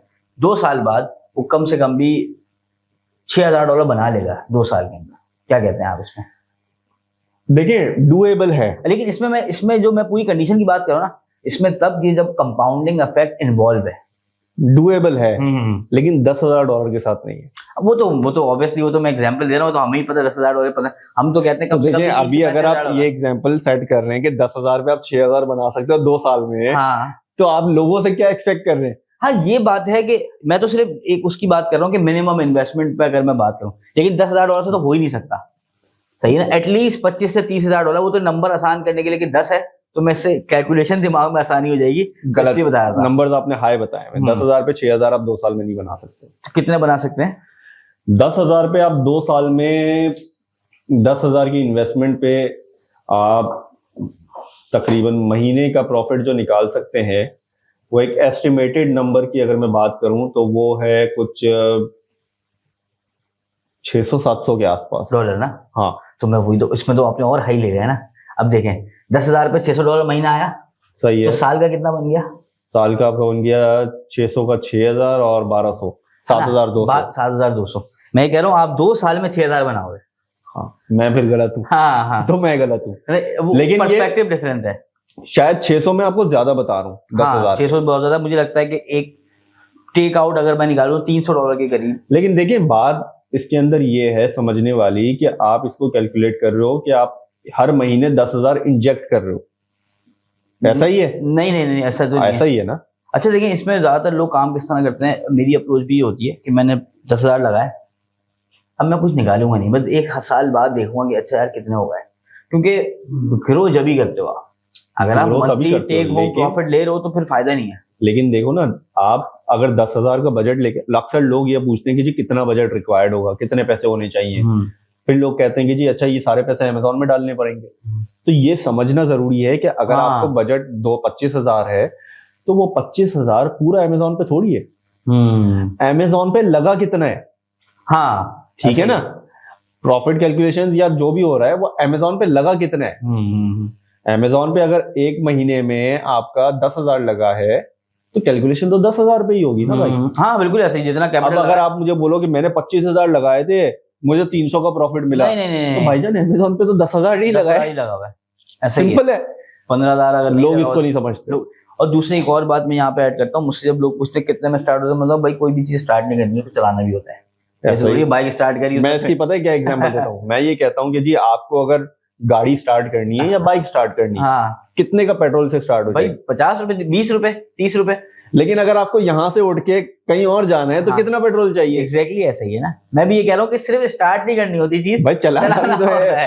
तो अगर उसके लिए मैं लोगों को प्रिसाइजली अगर मैं बताता हूँ तो मैं कहता हूँ कि यार 10,000 के अंदर अंदर अगर करो ना, तो मैं समझता हूँ VA के साथ तो नहीं करो। अगर तुम खुद कर रहे हो ना, खुद करो। ब्रांड्स के साथ भी नहीं हो सकता। हाँ नहीं हो सकता, ऐसा ही है। हाँ अगर किसी एजेंसी या किसी VA को तो चलो मैं हटाता हूँ, अभी मैं एजेंसी की बात करूँ क्योंकि मुझे अपना पता है, तो मैं कहता हूँ 30 से 35,000 डॉलर लेके आओ, ताकि जब वो सही से काम करे ना, तो वो वाकई एजेंसी काम करे, आपके 30,000 डॉलर 1.5-2 महीने में वो खा जाए। तब वो मैं समझता हूँ कि यार एक सही जगह है, क्योंकि शुरुआत में तो ये होता था ना कि यार हम 3 महीने में करेंगे, ब्रांड अप्रूवल लेंगे, इन्वेस्ट करेंगे, लेकिन ये न्यू बीस के लिए है। उनको आप शायद 10-15,000 डॉलर में ट्राई भी कर सकते हो, उनके साथ काम यार मैंने आपको बताया ना कि मेरे पास ऐसे ऐसे ब्रांड्स भी हैं जिनको मैं खुद प्रोक्योर नहीं कर रहा। मेरे पास महीने का $1 लाख MOQ वाला भी ब्रांड मौजूद है। कहाँ से लाऊं मैं, किसका पैसा लगाऊं? हमारे पास एक MOQ है और इतना पैसा लगा के मैं उल्टा अपने सर पे बल ले लूं। ऐसा ही है। हमारे पास एक है, वो पैसों की बात नहीं करता, वो बोलता है 15,000 पाउंड का ट्रक तुम लोगे तो हम देंगे, और वो बहुत बड़ा डिस्ट्रीब्यूटर है वहां का ना। मेरे पास भी है ना, वो कहते हैं जी पूरा ट्रकलोड ले लो। 10,000 मतलब वो LTL की जो शिपमेंट पूरा ट्रक ले लो हमसे, ले लो, ऐसे ही है। तो अब कौन हम उनको क्या बोलेंगे भाई? हमारे लोग के $25,000 वाले इन्वेस्टमेंट वाले बैठे हुए, वो ट्रक कहाँ से लेंगे भाई? हमें गाड़ी नहीं ले सकते, ट्रक कहाँ से लेंगे? अब उसके अंदर देखो, ऐसे ट्रक वाले मामले में दोबारा वही बाइंग ग्रुप अगर 4 कंपनीज मिलके क्या ट्रक नहीं खरीद सकती? ऐसा ही है, कर सकती हैं, और वो एक बड़े लेवल का जो है ना वो काम भी हो सकता है। और जितने भी ऐसे डिस्ट्रीब्यूटर्स है ना, ये इन तक जो है ना, इनके प्रोडक्ट जो है ना वो हर कोई नहीं बेच रहा होता। इनके प्रोडक्ट कुछ मखसूस बाइंग, इनके साथ पता है क्या होता है, ये अक्सर डील्स वगैरह जो निकालते हैं ना, अब देखें डील्स ऐसी होती हैं कि जहां पे आपको अपॉर्चुनिटी अवेल करनी होती है, ठीक है, और आपको पता है कि यार मैंने अगर आपके साथ मिलके काम कर लिया तो आप कम से कम मुझे नहीं काटोगे, इतना तो मेरा क्लियर है। अब मुझे अपॉर्चुनिटी नजर आई, मेरा बाइंग पावर नहीं है, मैं आया आपके पास, यार ये अपॉर्चुनिटी है, मिलके ले लेते हैं। अब बोलोगे बिस्मिल्लाह। सही है, ऐसा ही है, काटना एक दूसरे को है नहीं, वहां से अपॉर्चुनिटी अवेल हो गई, यहाँ पे अब दोनों का फायदा। ये गेम चलता है। सही है। अच्छा मोहित भाई, कोई भी शख्स इसको स्टार्ट करना चाहता है, आपको लगता है आज भी सैचुरेशन है? अब जो नए आने वाले हैं उनको आप क्या कहेंगे कि इसमें आओ, या क्या एक क्वालिटी होनी चाहिए उसकी, आप बोलेंगे यार ये क्वालिटीज है तो आओ, नहीं तो नहीं आना भाई इसके अंदर?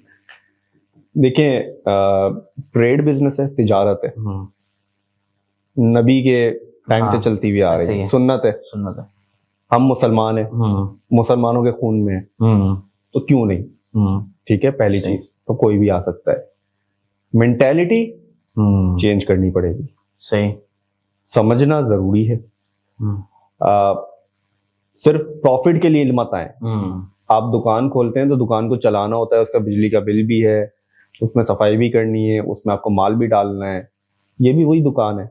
इसमें और उसमें फर्क सिर्फ इतना सा है कि इसमें आपको कोई ऑनलाइन में झाड़ू पोछा नहीं लगाना, कोई ताला नहीं खोलना, लेकिन है दुकान। सही। तो दुकान के अंदर कोई चीज आपको कभी ज्यादा नफा देगी, कभी कोई चीज कम नफा देगी। सही। लेकिन नफा देगी, क्योंकि सुन्नत है, एक चीज सालों से चलती हुई आ रही है, हमारे खून में है, तो कोई तो वजह है इसकी। कोई वजह है। सही बात है। और इसको ना करें, आप कोई और बिजनेस देख लें, कोई भी बिजनेस देख लें, हर किसी में तिजारत तो है ही। अक्सर लोग ये पूछते हैं कि क्या होलसेल का स्कोप है या नहीं। तो स्कोप की जब आप बात करते हैं, तो क्या कभी दुनिया में शख्स या इंसान खरीदारी छोड़ सकता है? नहीं छोड़ सकता। खाने के लिए कुछ तो खरीदेगा, पीने के लिए कुछ तो खरीदेगा, पहनने के लिए खरीदेगा। तो जब तक खरीदारी चल रही है तब तक तिजारत चल रही है, चल रही है। तो होलसेल तो कभी भी खत्म नहीं हो सकता। सिंपल है। और इसको थोड़ा सा होलसेल से एक और नजरिया ऊपर ले आके मैं कहता हूँ कि असल में होलसेल में बड़ा जो है ना वो हो जाता है कि यार बंदा फोकस हो जाता है। ये असल टर्म होनी चाहिए रीसेलिंग। इसकी टर्म यही है। वो तो यहाँ पे हुर्फ आम में मशहूर हो गया, लेकिन मैं कहता हूँ एज अपना माइंडसेट ना एज अ रिसेलर रखो। अब रिसेलर कौन है? इम्तियाज वाला रिसेलर है, सही है ना, चेज वाला रिसेलर है, सही। बाय बॉक्सर रिसेलर है, सैम्स क्लब है, वॉलमार्ट एक रिसेलर है, सही, एक टाइप का। तो मैं कहता हूँ कि अपना माइंडसेट वैसा रखो। और अब हमारी कोशिश है कि आप एक रिटेल ब्रांड की तरफ जाओ, कि रिटेल ब्रांड की तरफ सोचो कि अगर आप अमेजोन पे कर रहे हो, वाई नॉट के यार वॉलमार्ट पे भी उस प्रोडक्ट को लिस्ट कर दिया जाए। वाई नॉट, ऑल दो हम अभी नहीं कर सकते, मैं अपनी बात करूं तो मैं भी नहीं कर रहा अभी। इसमें हम भी कोशिश कर रहे हैं कि यार टीम बना के, क्योंकि आप जब अमेजोन में ही घुसते हो तो आपको निकलने का रास्ता इतना टाइम चाहिए होता है आपको। बट यस, एक अप्रोच ये होनी चाहिए कि एक ब्रांड की यार वो टिकटॉक पे भी हो, वो ईबे पे भी हो, वो वॉलमार्ट पे भी हो एटलीस्ट। क्योंकि मैंने जितनी भी अभी रिसर्च करी ना, इसकी आप टर्म बेसिकली शायद गलत यूज करो, इसको कहते हैं कंपनी प्रोफाइल। हाँ, आपकी कंपनी प्रोफाइल जो है वो हर जगह पे अवेलेबल हो। आपकी अपनी वेबसाइट भी हो, ईबे, वॉलमार्ट, टिकटॉक, अमेजोन, जो भी ऑप्शंस अवेलेबल है, आप मतलब आप अपनी प्रोफाइल के नाम से जाने जाओ। हाँ, ऐसा ही है। जब वो आपका ब्रांड नहीं है, वो आपकी प्रोफाइल है, आपकी कंपनी है, एक सेलर है, एक एस्टैब्लिश्ड सेलर है, जो एक स्टोर है। हाँ, ऐसा ही। जैसे अमेजोन पे आपने नाम सुना होगा, एक सेलर है फार्मा पैक। वो pharma pack top rated seller है, और उसको अमेजोन से ज्यादा बिजनेस अपनी वेबसाइट से मिलता है। अब फार्मा पैक नाम जो है वो ब्रांड नहीं है, लेकिन वो बहुत बड़ा रिसेलिंग का ब्रांड है वो ना। एग्जैक्टली, सही।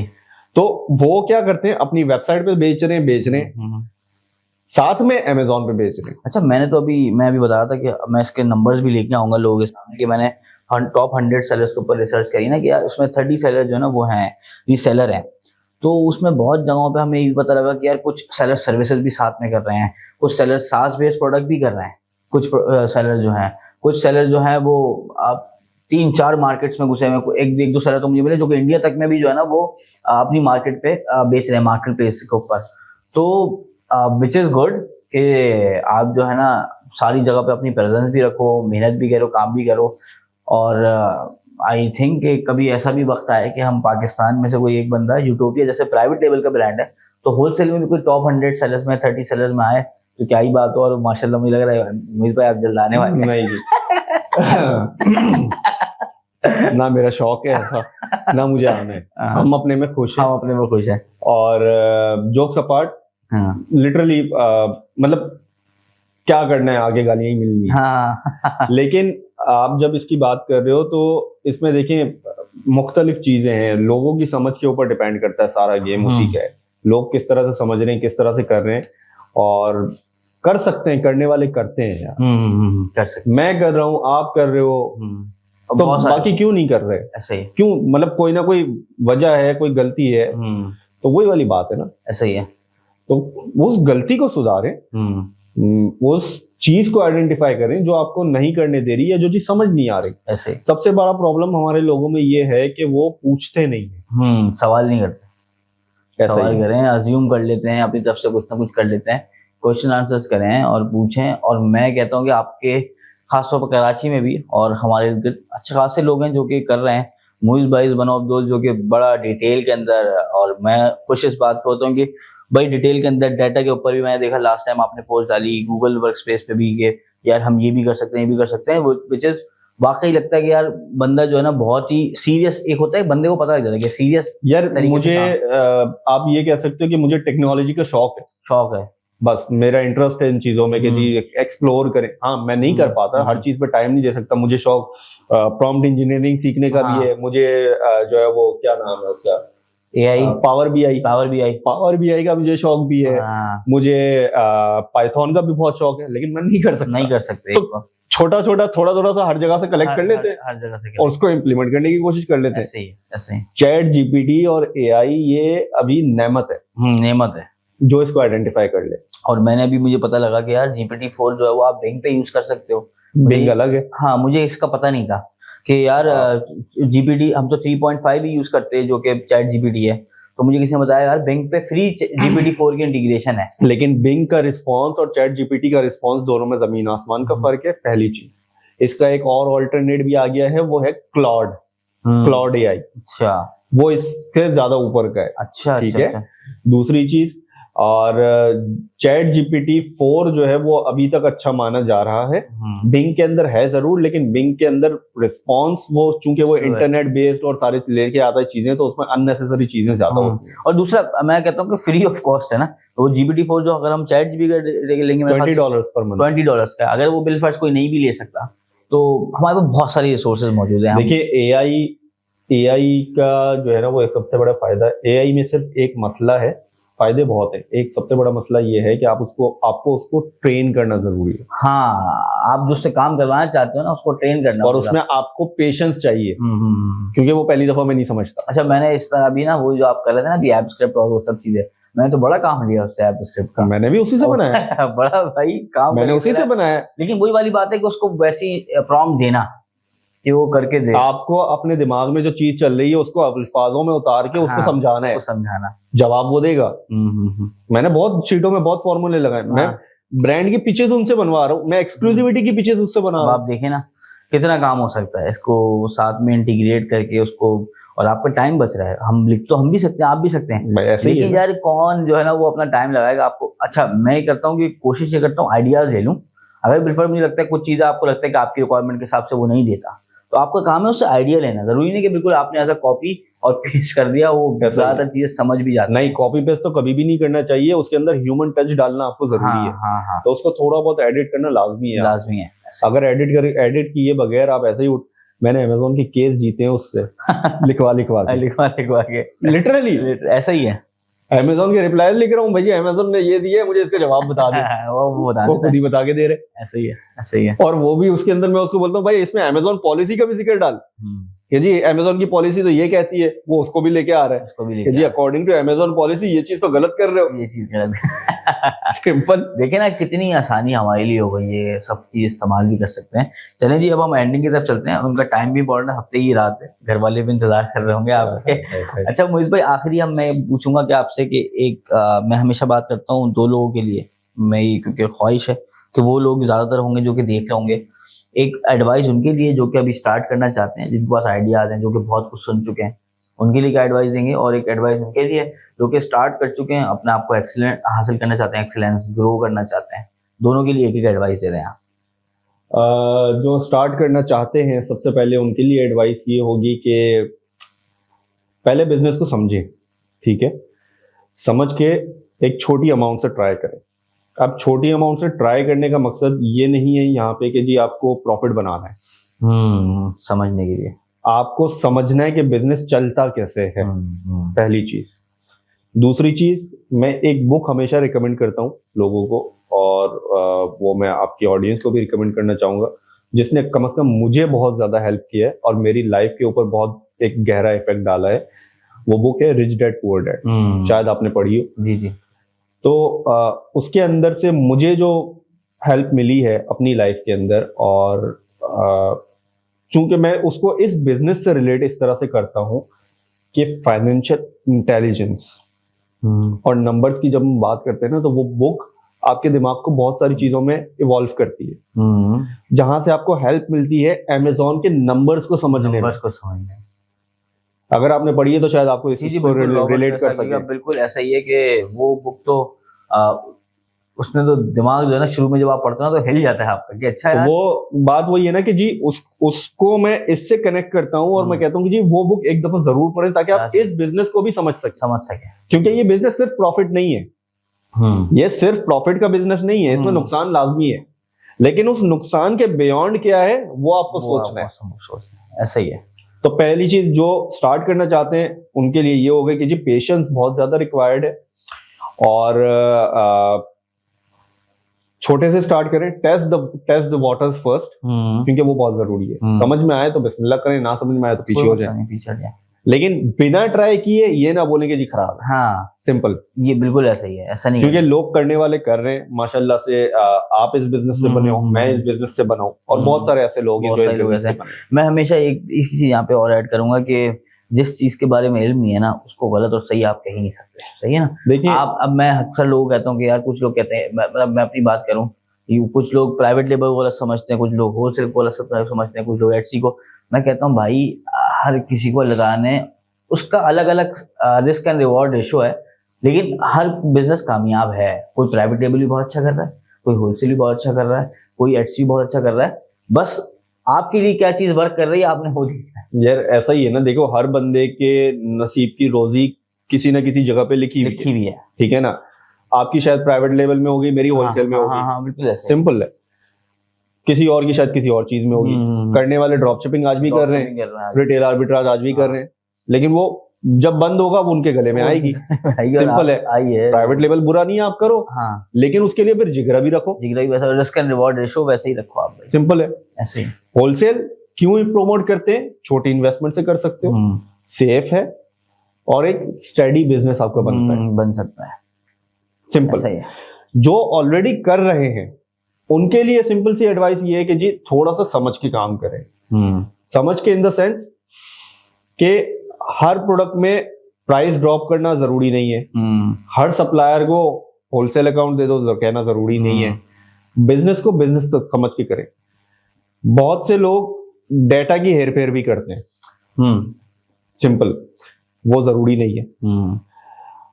एजेंसी लेवल पे अगर आप जा रहे हैं तो अपने क्लाइंट से जो कमिट कर रहे हैं उसको अगर आप पूरा कर सकते हैं तो कमिट करें, वरना ना कर। अभी एक बीच में मेरे एक स्टूडेंट की मुझसे बात हुई, उसने मुझे कहा कि जी हम जब ब्रांड्स को कहते हैं कि जी हम आपके लिए पीपीसी भी करेंगे, हम आपके लिए जो है वो ये भी करेंगे वो भी करेंगे, तो क्या हम ऐसे ही बोल दें उनको, या हम बोल दिया अकाउंट ले लिया उसके बाद हम ना करें तो हमारी मर्जी?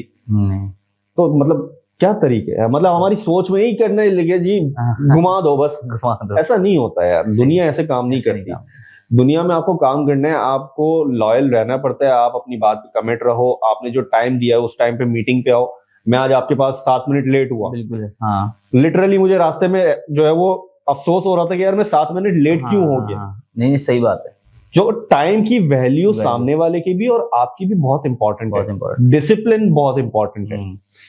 आप अगर काम करने बैठे हो तो काम पे फोकस करो, ये जरूरी है। आपको कुछ टाइम के लिए शायद अपने दोस्तों से दूर रहना पड़े, लेकिन आप ये नहीं कर सकते कि मैं रात को अय्याशी भी करूंगा और पैसा भी बनाऊंगा। दो चीजें कभी भी एक साथ नहीं हो सकती, ऐसा पॉसिबल नहीं है। सही, सैक्रिफाइसेस बहुत करने पड़ते हैं आपको। ऐसा ही है, तो ये इंपॉर्टेंट है। सही है। अच्छा मोहित भाई, बहुत शुक्रिया आपके आने का। यहाँ पे एक बस छोटा सा मुझे याद आया, मैं उसको कह दूं कि मैंने भी किया है सब कुछ, लेकिन मैं हमेशा ये प्रोमोट करता हूँ, एजेंसी भी होलसेल की मैं कहता हूँ कर लेनी चाहिए, लेकिन मजा जो अपने अकाउंट के अंदर है, और वो शायद जो है वो सर्विसेज में भी वैसा मजा नहीं है। खासतौर पे होलसेल की बात करूँ, मुझे बाकी के बिजनेस मॉडल्स का नहीं पता, तो ये भी कोशिश करा करें कि अपना अकाउंट अच्छा हो जिसपे आप खुद भी सेल कर रहे हो।